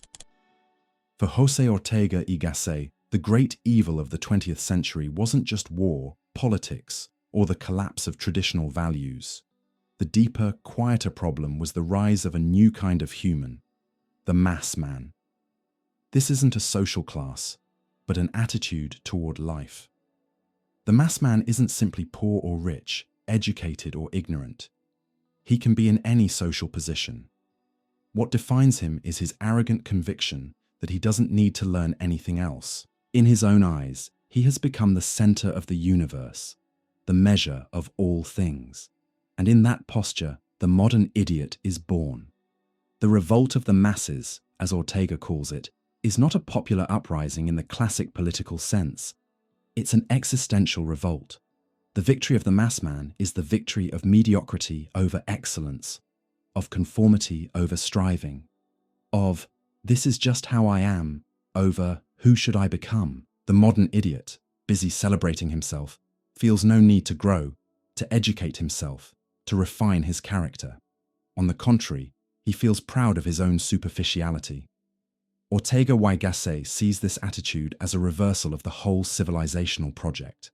For centuries, European culture, with all its problems and limits, was built on the idea that the human being is incomplete, imperfect, under construction. One needed to be educated, refined, lifted out of the raw state. But with the arrival of the mass man, that idea starts to collapse. The new subject no longer wants to transform himself. He wants to affirm himself as he is, and he demands that the world adapt to him. The mass man is, in this sense, the satisfied idiot. He lives under the illusion of autonomy, but is completely shaped by trends, slogans, consumption habits, and collective opinions.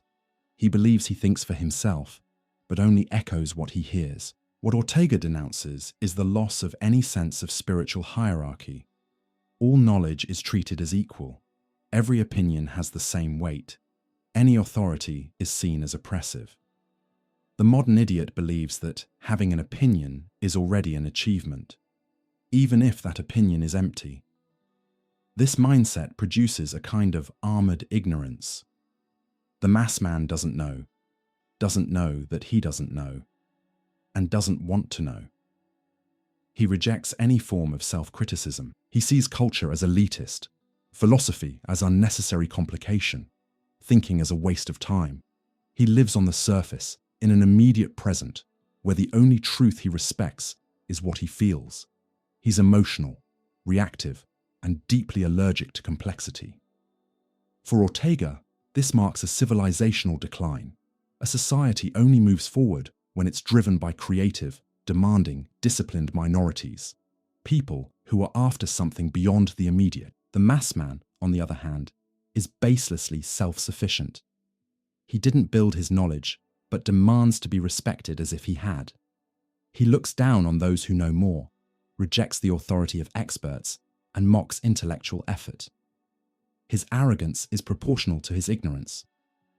There's a key passage in The Revolt of the Masses where Ortega says the mass man is someone who lives without a project. He doesn't feel any need to justify his existence. He doesn't see himself as part of a historical task. He just consumes the world. He lives as if everything is owed to him. This sense of rights without duties is a clear mark of modern idiocy, a hollow narcissism, inflated self-esteem without any real substance behind it. The modern idiot is also hostile to tradition, but not because he has understood it and consciously rejected it. He rejects it on impulse, out of laziness, out of contempt for anything that requires effort. He wants new things, but doesn't know what to do with them. He wants freedom, but not responsibility. He wants to be heard, but doesn't want to listen. Ortega warns that this produces a loud but empty culture. Superficiality becomes the norm. Depth becomes the exception. This type of person, according to Ortega, is especially dangerous when he gains power, because he governs without greatness. He makes laws without prudence. He decides without thinking, and worse, he refuses correction. The mass man, once he takes over the public space, turns debate into noise. He doesn't want dialogue. He wants to impose his presence. His authority doesn't come from knowledge, but from numbers. There are many of us, he says, so we're right. But Ortega y Gasset isn't just complaining. He's sounding an alarm. A society that celebrates the modern idiot as a model is at serious risk of collapsing in on itself. Because without reference points, without admiration for what is higher, without the desire to grow, everything is leveled downward. The mass man, by rejecting ideals, destroys what holds culture together. He turns freedom into the tyranny of mediocrity. There's something deeply current in this critique. We live in a time where self-expression is valued more than reflection, where authenticity is confused with impulsiveness, where access to information has replaced the cultivation of wisdom. The modern idiot is everywhere, and sometimes inside ourselves. He appears whenever we reject doubt, whenever we choose shortcuts, whenever we despise anyone who demands more of us. Ortega saw education as the great antidote, but not just formal education. He meant the education of character, taste, and sensitivity, the ability to be genuinely impressed by what is greater, to let yourself be changed by an idea, to accept that there is still a lot to learn. The mass man doesn't want to be educated, he wants to be adored. And because of that, he shuts the door on growth. One of Ortega's sharpest points is that the modern idiot isn't truly rebellious. He likes to look rebellious, but he's deeply conformist. His rebellion is only surface level. He opposes tradition, but bows to whatever is trendy. He rejects the past, but submits to the present. His rebellion is just an empty pose, self-assertion that leads nowhere. The real rebel, for Ortega, is the one who demands more of himself, who seeks elevation, who challenges what's ordinary in the name of excellence. Deep down, the mass man is tragic. He believes he's at the height of freedom, but is trapped in his own limitations. He sees himself as master of the world, but is a slave to his impulses. He thinks he's independent, but is totally dependent on what others think. His self is fragile. His identity is patched together from borrowed pieces, and his pride is just a mask over an insecurity he will never admit. The revolt of the masses is not just a social phenomenon, it's a spiritual collapse. It's the moment when mediocrity stops feeling ashamed and starts celebrating itself. When ignorance turns into a virtue, when depth is seen as pretentious, when the idiot no longer hides and demands a stage. In Thus Spoke Zarathustra, Friedrich Nietzsche presents one of the most disturbing figures in modern philosophy, the last man. He's not a tyrant, not a barbarian, not a villain. On the contrary, he's someone who lives in peace, avoids conflict, is satisfied with the basics, doesn't want big risks, and only looks for comfort and safety. He's the symbol of the modern idiot, happy with very little, numbed by stability, unable to desire anything beyond himself. The last man is the final product of a society that has given up on the idea of self-overcoming. Nietzsche draws him with bitter irony. They have their little warmth and their little cold. They take care of their health and their comfort. They avoid suffering and excess. He lives, but doesn't live intensely. He works, but without passion. He loves, but without real surrender. He relates to people, but without depth. In short, he's someone who has forgotten how to aim for greatness. For Nietzsche, this kind of person is the real danger of modernity. Not because he's cruel, but because he's mediocre. His mediocrity is dressed up as common sense. His apathy is sold as balance. His cowardice is labelled prudence. He avoids anything that could disturb his peace, including thinking. He doesn't want hard truths. He wants emotional comfort. He doesn't want real freedom. He wants guarantees. And above all, he doesn't want to change. The satisfied idiot, as Nietzsche describes him, is the exact opposite of the Übermensch, the overman, the one who creates his own values, takes risks, and is willing to face pain and emptiness in the name of growth. The last man doesn't want to overcome anything. He wants to live in peace. He wants to consume, sleep well, live long. He's afraid of intense life. He's terrified of tragedy, of pain that transforms, of love that consumes, of truth that demands something of him. His motto is not become who you are, but don't get too bothered. Nietzsche is ruthless with this type of human because he sees him as a symptom of the spiritual decline of the West. He's the post-Enlightenment human being who lost faith in the gods, but didn't have the courage to create new meanings. He's the heir of nihilism, not the one who destroys everything with rage, but the one who accepts everything with indifference. He no longer believes in anything, but he also doesn't question anything. His life is a soulless routine. The last man doesn't revolt, doesn't demand much, doesn't dream big. He lives anesthetized. Entertainment, consumption, daily distractions. Everything is there to keep him from looking inward, because if he did, he might notice the emptiness inside his own soul. But he'd rather not. He wants calm. So, he turns mediocrity into a virtue. Nietzsche paints him almost like a cartoon. They blink. That's it. They live, eat, sleep, have sex, produce, and they blink. Their life has no abyss and no elevation. Everything is flattened. The tragic has been removed, the sublime has been abandoned, and laughter has turned into shallow mockery. The last man laughs at those who suffer, who search, who take risks, because he doesn't understand them. He's forgotten what it means to desire something bigger than his own life. This forgetting for Nietzsche is the real form of idiocy. It's not stupidity. It's giving up on depth. The last man isn't less intelligent. He's less awake, less alive. His soul is asleep, and he doesn't want to wake up. He doesn't want effort. He doesn't want transformation. He wants to stay exactly where he is. He's the idiot who's happy with very little, not out of need, but by choice. Nietzsche's critique is radical because it clashes with our modern idea of happiness. Today, happiness is often defined as the absence of pain, emotional stability, and material comfort. Nietzsche rejects that. For him, a meaningful life requires risk, pain, and loss.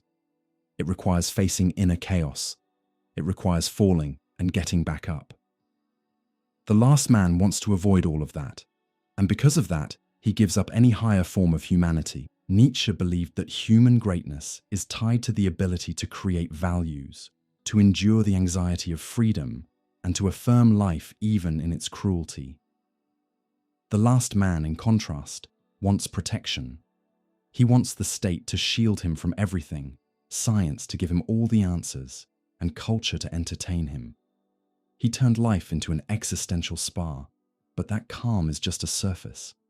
Deep down, he's already half dead and doesn't know it. The culture that produces this kind of person is a culture of exhaustion, conformity, and spiritual sterility. Everything in it is built to avoid too much pain, too much joy, too much intensity. The last man wants to live within safe limits. His life is measured, calculated, controlled. He doesn't want the dizziness of freedom. He wants the safety of repetition. Nietzsche asks, what is left of the human being when the flame of the desire for greatness goes out? The answer is dark. What's left is a man who no longer wants to be bitten by fleas or thorns, a person who is content with very little, but with a little that is never enough. Because even anesthetized, the emptiness is still there. The last man, even when he smiles, is surrounded by an existential silence he tries to drown out with more distraction, more consumption, more routine. Here, idiocy is not a lack of reason. It's a collapse of the spirit.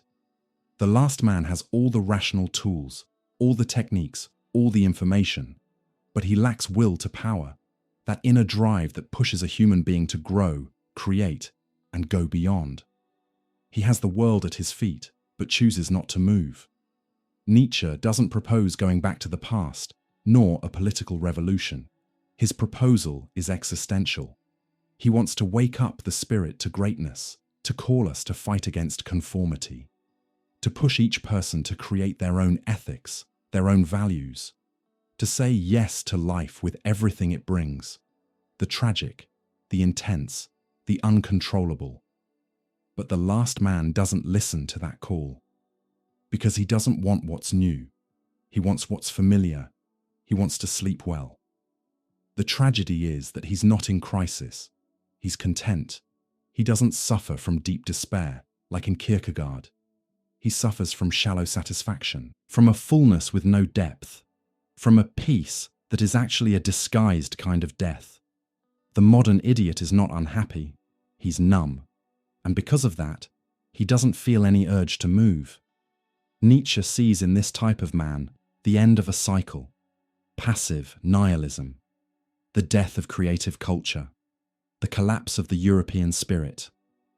The last man is the final point of a civilization that abandoned the gods but never managed to become creatively divine itself. He represents the end of transcendence, the victory of the small, the safe, the banal.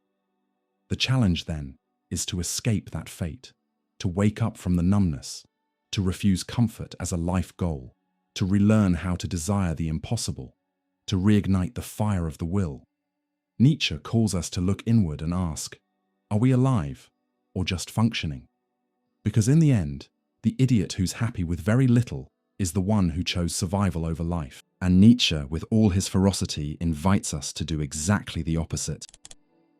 When Hannah Arendt traveled to Jerusalem to cover the trial of Adolf Eichmann, one of the main people responsible for organizing the logistics of the Nazi Holocaust, she expected to find a monster, a cruel, sadistic, evil man. But what she saw in the courtroom shocked her. Eichmann wasn't a demon, and he wasn't a psychopath. He was an ordinary man, a dedicated employee, a model bureaucrat, someone who followed orders, filled out forms, hit his targets, and sent millions of people to their deaths. That's when Arendt came up with one of the most disturbing ideas in modern philosophy: the banality of evil. The idea is brutal because it destroys one of our favorite moral illusions, that evil can only be done by evil people.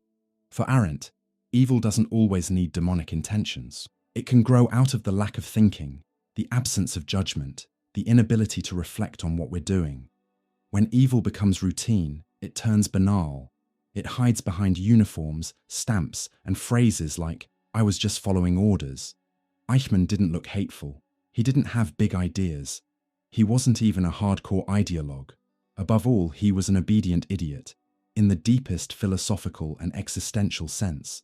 Someone who never questioned what he was doing, who didn't think about the harm he caused, who lived like a small bolt inside a giant machine and never stopped to consider that his actions demanded a conscience. He outsourced his morality. He handed his ability to judge over to a higher authority. And in that empty space inside, evil flourished. Arendt doesn't call him an idiot out of intellectual snobbery, but to show what happens when thinking is abandoned. The idiot, in this sense, is the person who gives up thinking for themselves, who refuses to ask hard questions, who avoids the discomfort of doubt, who chooses blind obedience because thinking brings responsibility, and responsibility hurts. This obedient idiot is even scarier because he's common. Eichmann wasn't some freak case. He was a type. He represented an entire generation of people who took part in one of the worst crimes in history without ever personally pulling a trigger. They just obeyed. They just signed papers. They just drove trains. They just followed procedure. And in doing all that, they committed atrocities. Evil stops being dramatic and becomes part of the daily routine. Arendt's criticism is fierce because she moves the source of evil away from hatred and toward the lack of critical thinking. Evil, she says, doesn't always need bad intentions. It can grow out of moral emptiness, emotional numbness, soulless bureaucracy, and a culture built on obedience. And when that happens on a large scale, when thousands of people obey without thinking, evil spreads like an invisible force, diluted but devastating. This kind of idiocy, blind obedience, is especially dangerous because it comes across as a virtue. The obedient person is seen as reliable, disciplined, efficient, and very often they're rewarded for exactly that. But Arendt warns us, when obedience replaces conscience, ethics disappears. And without ethics, any system, no matter how legal or rational it looks, can become a machine of destruction. In his testimony, Eichmann said things like, "I never had anything against Jews. I never made any important decisions. I was just following orders." And he wasn't pretending. He meant it. That's the whole problem. He truly believed he wasn't responsible, because he had never stopped to think about what he was doing. That lack of thought is what Arendt calls the banality of evil. Evil committed by ordinary people in the name of rules, routines, and systems. Her criticism goes way beyond Eichmann's case. Arendt is showing us how modern societies produce people who are highly functional, well-adapted, obedient, but unable to judge morally. People trained to perform tasks, but not to reflect on them. To operate machines, but not to ask why those machines exist. To follow protocols, but not to question whether those protocols are just. The obedient idiot is the product of an education that values conformity and punishes critical thinking. He learns how to answer, but not how to question.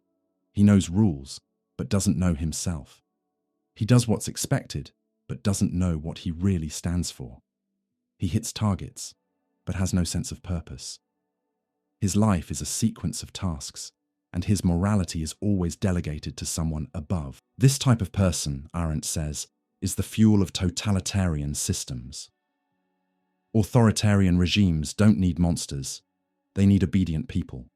People who execute, who don't doubt, who follow the order of the day, even when that order violates everything human dignity stands for. The obedient idiot is the dream of any authoritarian power, because he doesn't resist. He believes that being within the law is enough, and with that, he closes his eyes to the moral content of what he does. Arendt wasn't cynical. She believed that thinking is a moral force, that the ability to judge, to reflect, to say no, even when you're alone, is the foundation of ethics. For her, the biggest antidote to evil isn't some natural goodness, but the willingness to think from within yourself. Evil, she said, feeds on emptiness. Thought interrupts it. Thought cracks the surface, raises questions, creates discomfort. And that discomfort is the beginning of resistance. In this, Arendt is close to Socrates. Both believe that living an unexamined life is a moral risk. The obedient idiot lives an unexamined life. He just repeats, just obeys, just gets by. And because of that, even without wanting to, he can become complicit in evil. His passivity turns into participation. His ignorance turns into tragedy. What Arendt proposes is an ethics of inner vigilance, a constant awareness of what we're doing, of the meaning of our actions, of the consequences of each choice. That takes time, silence, and courage, because thinking makes us vulnerable. It pulls us out of the crowd. It forces hard decisions. But that's exactly what keeps us from becoming our own version of Eichmann, big or small. The obedient idiot hasn't disappeared in modern times. He just changed clothes. He can be anywhere, in offices, governments, corporations, churches, schools, always ready to do what he's told, as long as there's a contract, a manual, a chain of command to protect his conscience. He's efficient, polite, productive, but his inner life is asleep. And in that sleep, evil can move freely. Arendt didn't believe in easy formulas to avoid this, but she believed in the importance of philosophy as a daily practice, thinking not as a luxury, but as a necessity, as a defense against moral collapse, as a way to stay awake in a world that constantly invites us to turn ourselves off. In the end, what she asks from us is simple and radical. Don't be an obedient idiot. Think. Ask, doubt, judge, refuse, examine. Because evil doesn't start with big dramatic acts. It starts with small acts of conformity. And avoiding evil today demands more than good intentions. It demands clarity. In Dialectic of Enlightenment, Theodor Adorno and Max Horkheimer deliver a devastating critique of Western modernity. where the progress of reason turns into its own trap. Reason, which was once a force of liberation, becomes a tool of domination. And at the center of this dark diagnosis, they identify a key cog in the modern world: the culture industry, a well-oiled machine that turns culture into a commodity and, more deeply, turns human beings into half-thinking consumers. But what does it mean to be half-thinking? It's not the total absence of thought. That would be easy to spot and easy to fight. The half-thinking consumer is more subtle and therefore more dangerous. He believes he's thinking, but he really isn't. He repeats talking points, sticks to ideas on a surface level, and shares ready-made opinions. He consumes cultural products that look sophisticated, but are built in a way that keeps his thinking at the lowest setting. Everything comes pre-chewed, pre-digested, simplified, so it won't bother him, won't challenge him, won't shake him up. Adorno and Horkheimer see mass culture as a system designed to reproduce mediocrity. Songs, movies, TV shows, self-help bestsellers, they all follow formulas. They change on the surface, but underneath they're the same. They're made to feel familiar, to avoid anything truly new, to feed conformity. And the half-thinking consumer loves this. He feels up to date, entertained, in the loop. But in reality, he's just numbed. His awareness is put on pause. The critique hits hard because it destroys one of modernity's favorite illusions: the idea that we live in an age of intellectual freedom. The culture industry creates the appearance of freedom. You can choose among thousands of channels, movies, playlists. But in the end, you're just choosing between versions of the same thing. Repetition is disguised as variety. Uniformity is sold as diversity. The consumer feels autonomous, but he's already shaped from the inside out. And the worst part, he doesn't see it. The half-thinking person lives in a constant light satisfaction that kills any urgency to be critical.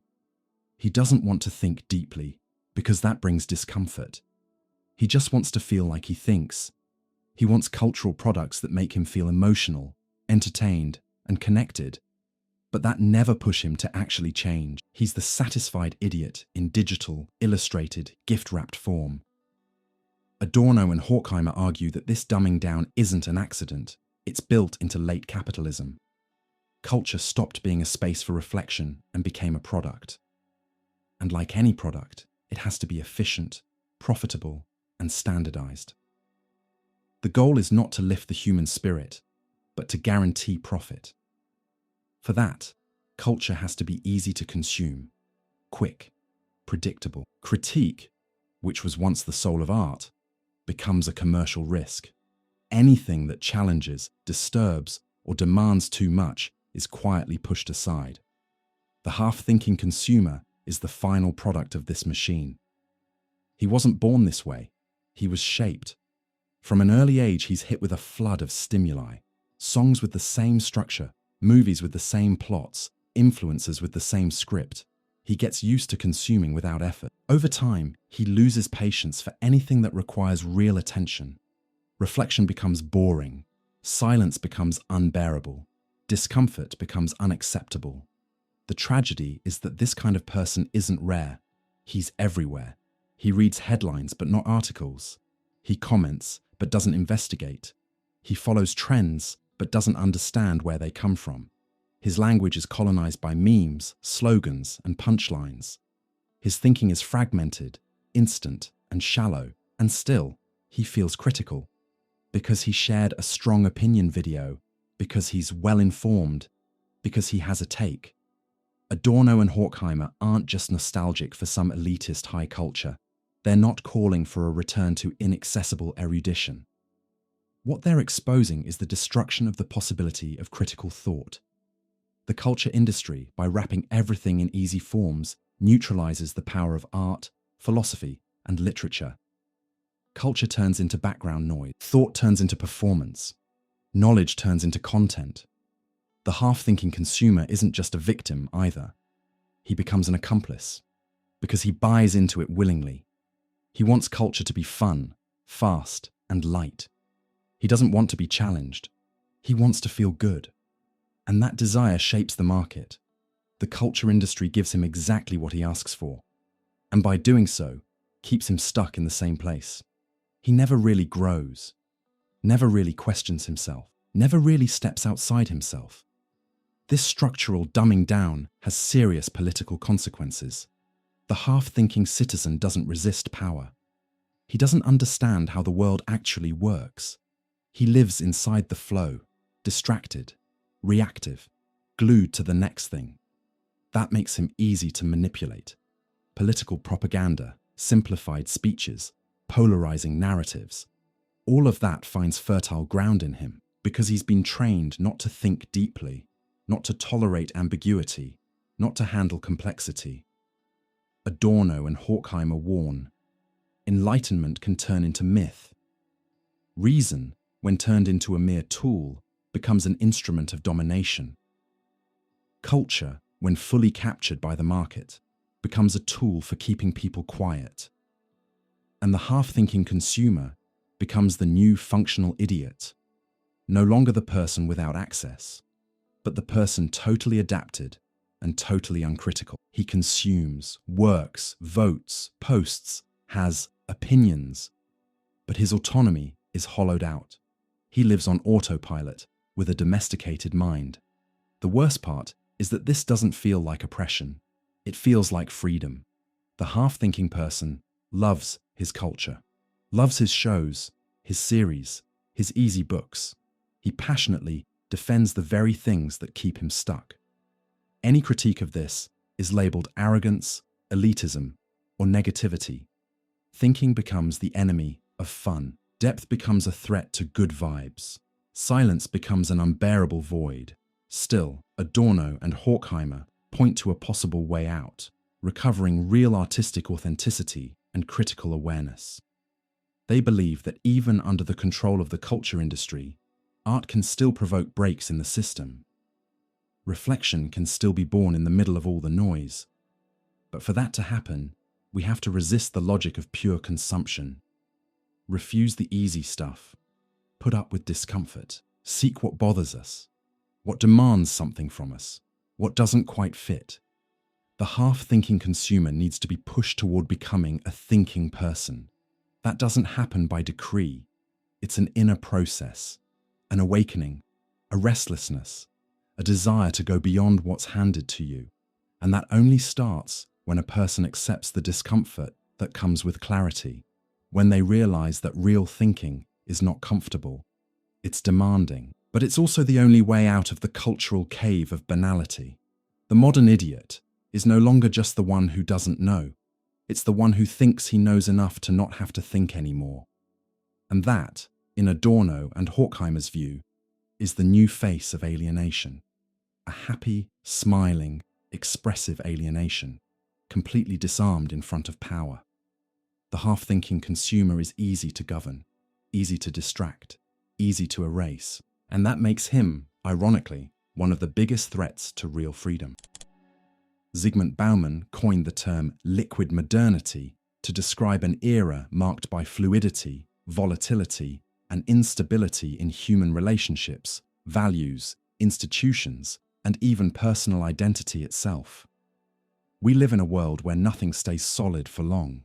Commitments evaporate, bonds fall apart, truths get relativized, and in this unstable landscape, a new dominant figure appears.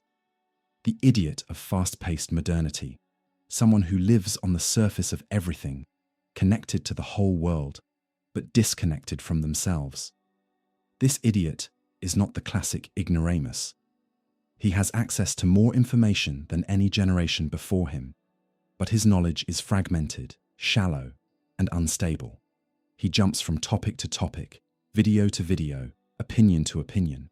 No time, no depth, no digestion. His thinking is liquid, just like everything around him. He knows a little bit about everything, but doesn't truly understand anything. What he calls knowledge is just a collage of headlines, slogans, and posts. And so, even surrounded by data, he remains lost. Bauman describes a world where human bonds have become fragile. Relationships are instant, but disposable. There are plenty of connections, but they're thin. The liquid idiot is someone who no longer has roots. He avoids commitment, avoids responsibility, avoids emotional depth. He's afraid of getting attached, and even more afraid of being left behind. His whole life is a constant escape from the pain that comes with staying. He wants freedom, but a freedom with no weight, no consequences, no pain. Idiocy, in this context, isn't about lack of intelligence. It's a shallow, rushed, impatient way of existing that refuses to slow down, reflect, or go deep. The modern idiot is in a hurry. He wants everything now. He wants simple answers to complex problems. He craves instant gratification. And because of that, he rejects anything that takes time. Love, philosophy, friendship, critical thinking, building a real identity. The liquid modernity Bauman talks about creates people who are afraid of solidity, because solidity demands choices. It demands staying. It demands sacrifice.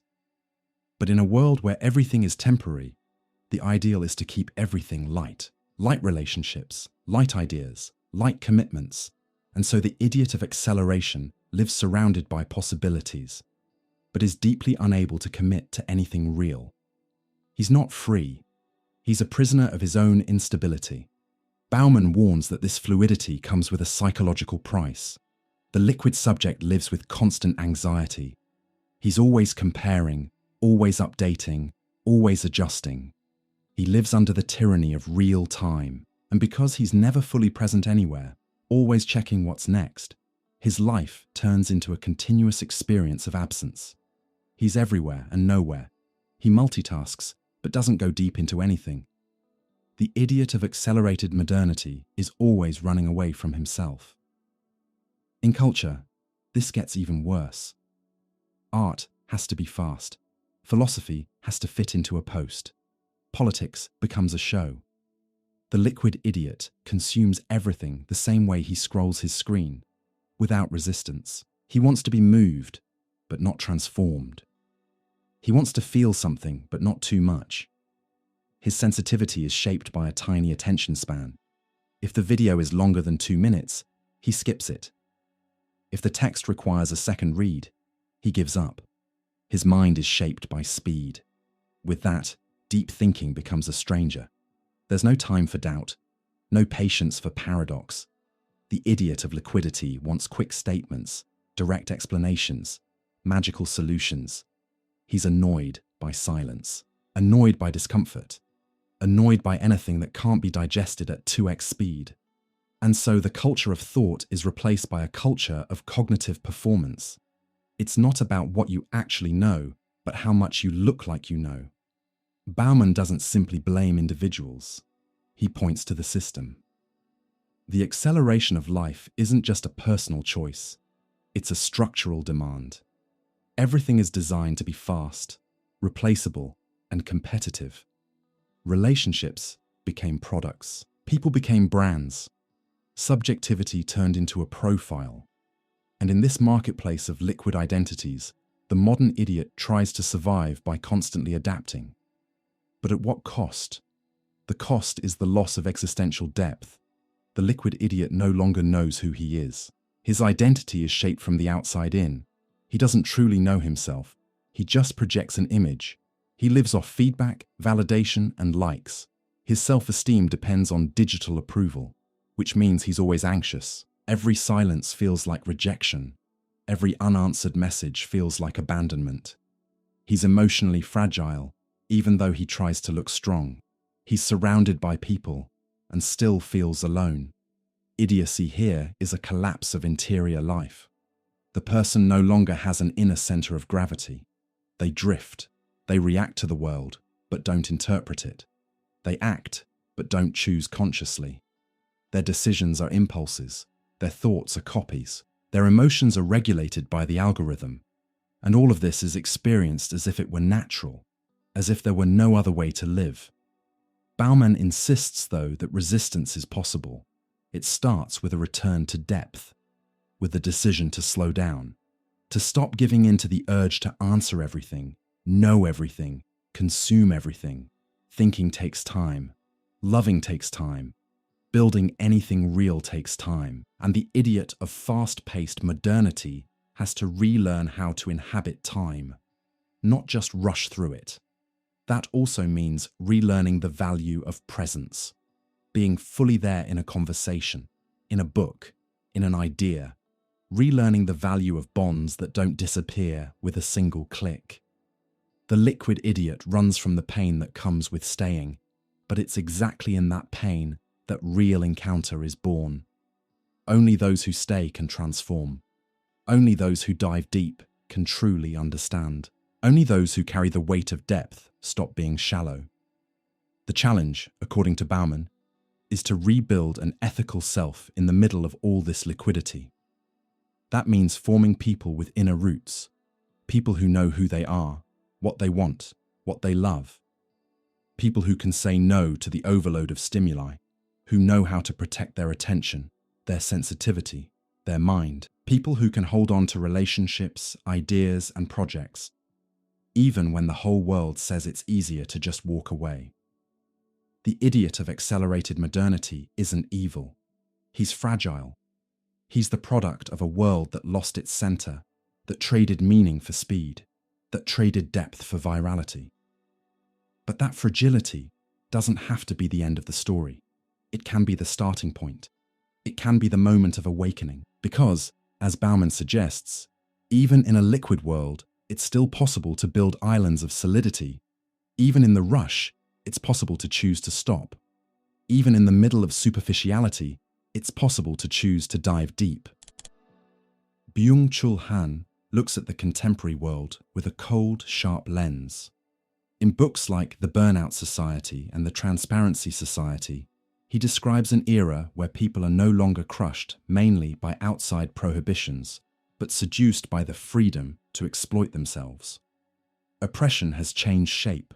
It doesn't come from outside anymore, it comes from within. And in this logic of performance, endless productivity, and constant exposure, a new kind of idiot appears. The idiot of performance and likes. Someone who believes they are free, but is trapped in the constant need to show off, to shine, to deliver. This idiot is sophisticated. He doesn't look ignorant. On the contrary, he's often productive, informed, engaged, plugged in. But his whole life spins around a narcissistic axis, being visible. His identity is built in shop windows. His sense of worth is measured in likes. His recognition comes from performance, from how well he can present himself as successful, happy, productive. And in the process, he turns himself into a product. Han argues that we live in an age of excess positivity. There's no room for no, for limits, for silence. Everything has to be shared, celebrated, boosted. The performance idiot has no time to reflect. He's always in motion. His motto is, I can, therefore I must. There's no rest, no contemplation, no real pause.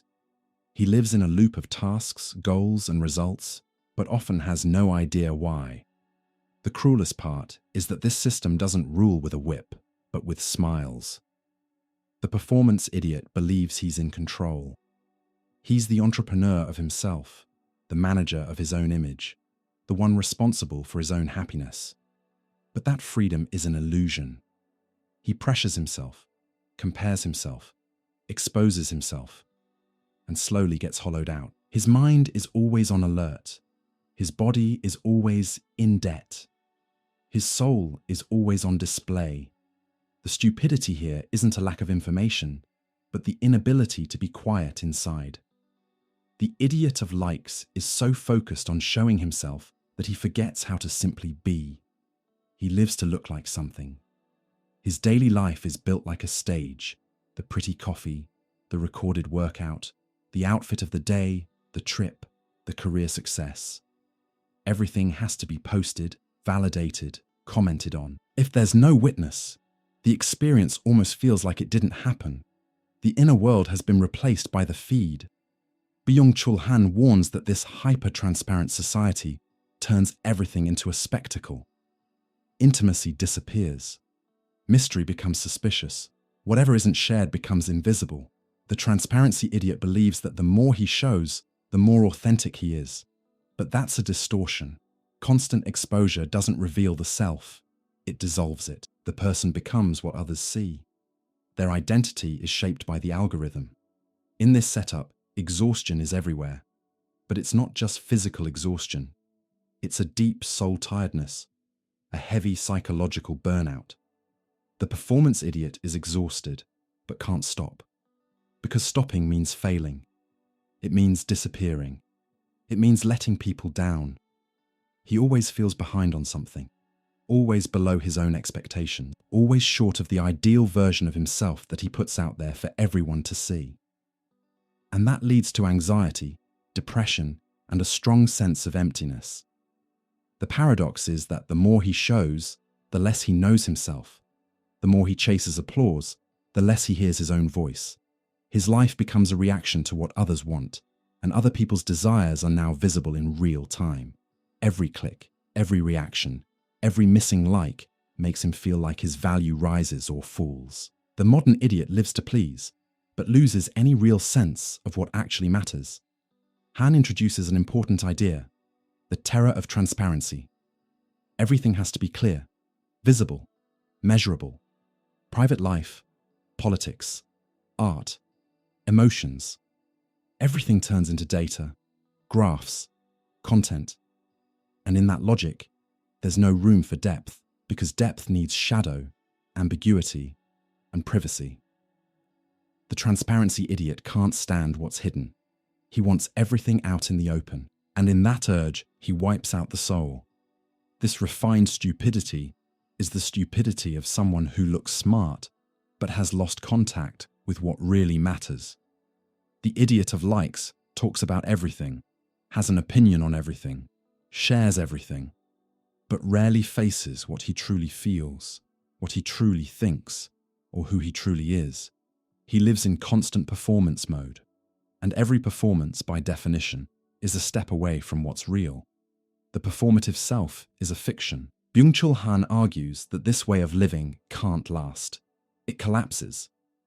Because human beings weren't made to be on display all the time, or to live in constant competition with themselves. The performance idiot is a creation of emotional capitalism. Someone who drains themselves to the limit, thinking they're fulfilling their potential.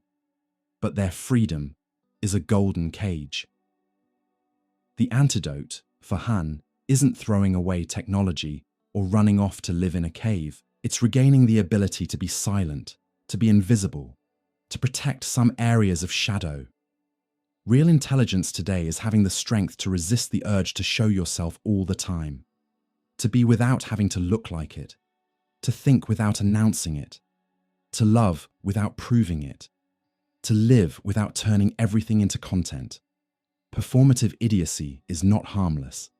It disarms criticism, destroys inner life, and makes everyone's desires look the same. And by doing that, it produces a society full of people who are fast, exhausted, frustrated, but unable to stop. Because stopping means disappearing, and disappearing feels like dying. The idiot of likes is always there, smiling, posing, commenting, producing. But inside, he's often in pieces. His soul is begging for a break, but he speeds up. His body is screaming, but he keeps training. His mind is tired, but he fakes it, because he's learned that showing is more important than living. Byung-Chul Han doesn't give emotional speeches. He simply describes, with surgical precision, the mechanisms that brought us here. But deep down, his philosophy is a call to clarity, a call to think about what we're doing with our freedom, about the price of being visible, about the value of what stays invisible. The idiot of performance is not a freak. He's the symptom of a world that forgot the value of not doing, not showing, not competing. And maybe the most radical kind of intelligence today is choosing depth in a world of appearances, choosing silence in a world of noise, choosing authenticity in a world of likes. In What is Philosophy? Gilles Deleuze and Félix Guattari dive into the heart of philosophical thinking to identify not only the figures that move thought forward, but also those that paralyze it, distort it, or replace it with cheap imitations. Among these, two disturbing conceptual characters appear: the cretin and the imbecile.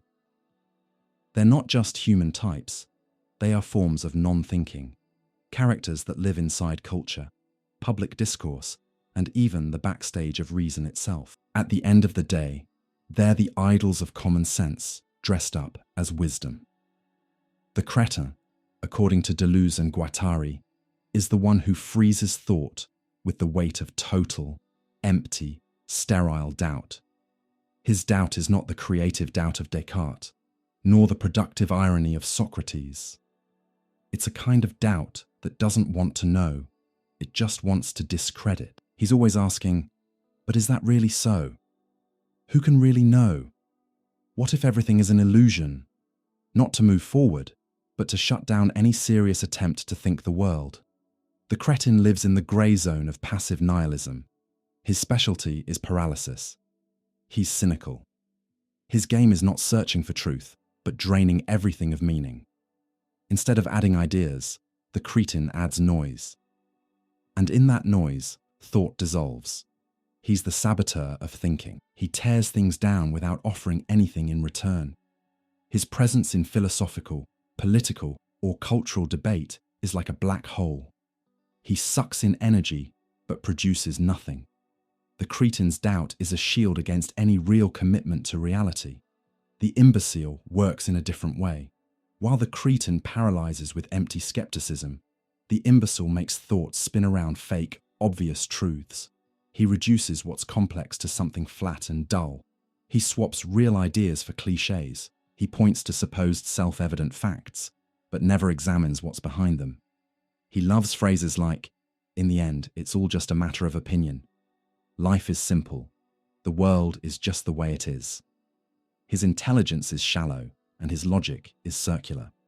He sounds smart, but what he says is made of pre-packaged slogans. The imbecile has the pose of a wise man and the content of an algorithm. He feeds society ready-made wisdom, motivational lines, and deep one-liners. And the worst part, he does it with total confidence. He's the confident idiot, the guy who talks as if he knows, as if he's above the chaos. But all he really does is recycle average thinking. His job is to push away anything new, protect what's already accepted, and make anything truly original look ordinary. Deleuze and Guattari don't create these figures just for fun. They use them to call out the forces that threaten the life of philosophy from the inside. For them, to think is always to create. To philosophize is to produce concepts that cut through time, open up new horizons, and shake what's taken for granted. But the cretin and the imbecile fill that space with noise and stagnation. They're anti-concept figures. They belong to anti-thinking, which is exactly why they're so dangerously seductive. In everyday life, these characters are easy to spot. The cretin, for example, might be that person who responds to anything that happens with a lazy, nihilistic shrug. Nothing means anything anyway. His skepticism isn't philosophical, it's just lazy. He doesn't want to think because thinking takes effort, discomfort, and taking a stand. The cretin's doubt is a way to avoid committing to anything. He distrusts everything, but never offers anything in return. The imbecile, on the other hand, is the guru of automated life wisdom. He's on social media, on stages, on talk shows. His speech is made of maxims: be yourself, believe in your dreams. The truth is inside you. It all sounds deep, but nothing is really questioned. The imbecile's language is the paradise of consensus, the hell of critique. He doesn't offend anyone, and exactly for that reason, he doesn't move anyone. He's the functional idiot of the spectacle. What's most disturbing is that both the cretin and the imbecile shut down the desire to think, and they don't do it with violence, but with comfort. One offers the relief of never having to take a position. The other offers the illusion of already understanding everything. One paralyzes through negation, the other through fake positivity. Both are the acceptable faces of idiocy, smiling, repetitive, dominant. Deleuze and Guattari say the role of philosophy is to resist these figures. To think, for them, is to enter zones of turbulence. It's to endure the discomfort of complexity. It's to open escape routes in the middle of cliché. Real thinking is never satisfied with ready-made answers, or with ironic attitudes that dissolve everything and commit to nothing. Thought creates, and all creation involves risk. The risk of being wrong, of being misunderstood, of not being understood at all. But it's inside that risk that real thinking is born. The idiot, for Deleuze, is also an ambiguous figure. In other texts, he talks about the idiot as the one who resists stupid consensus, who says no to what's already been thought, who creates interruptions in the automatic flow of knowledge. This idiot is the opposite of the imbecile and the cretin. He's the active idiot who slows thought down not to kill it, but to remake it. He's the one who asks, what if it were different? What if we thought this another way? That idiot is not the enemy. He's a generator of concepts. Cretins and imbeciles, on the other hand, are like zombies of reason. They circulate everywhere, in philosophy, politics, media, religion. They're in textbooks, in interviews, in talk shows. They've become celebrities of the obvious. They are masters of repetition. They repeat formulas, worldviews, mental patterns. They don't create, they just transmit. They don't open, they close. Deleuze and Guattari's critique helps us see that the real enemy of thought is not error, it's cliché. It's thought that's been frozen, domesticated, turned into a fixed script. It's the idea that no longer thinks. And the cretin and the imbecile are, in this sense, cultural operators of cliché. They make sure everything stays the same, that anything new is quickly absorbed, neutralized, digested. They show up even in spaces that supposedly celebrate thinking: public debates, universities, intellectual content projects. Wherever there's vanity without self-questioning, there's imbecility. Wherever there's doubt without real listening, there's cretinism. These characters live among us, and often inside us. Because all of us, at some point, give in to the temptation not to think, to the comfort of what's already been said, to the safe zone of common sense. For Deleuze and Guattari, philosophy doesn't come from the system, it comes from the crack. It's the act of putting thought in motion, even against itself. And that movement demands that we be able to recognize and resist the forms of non-thinking. That's harder than it sounds, because the imbecile might arrive in the shape of an authority. The cretin might show up as someone cool and ironic.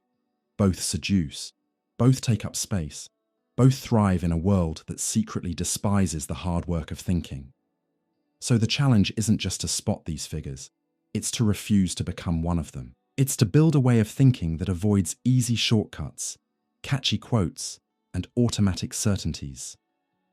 It's to cultivate the kind of doubt that moves us, not the kind that paralyzes us.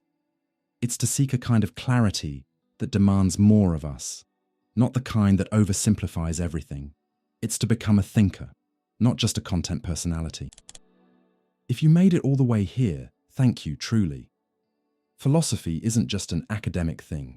It's an act of courage. It's choosing to think when the world keeps pushing us into autopilot.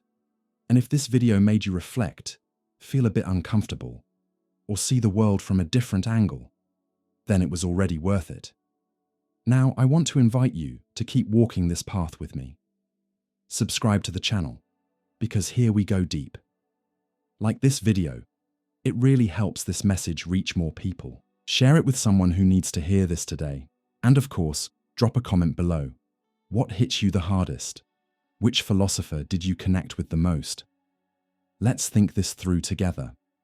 Oh, and don't leave the channel yet. There's a lot more waiting for you. Videos that will pull you out of the shallow end, challenge you, and maybe, just maybe, change you a little bit.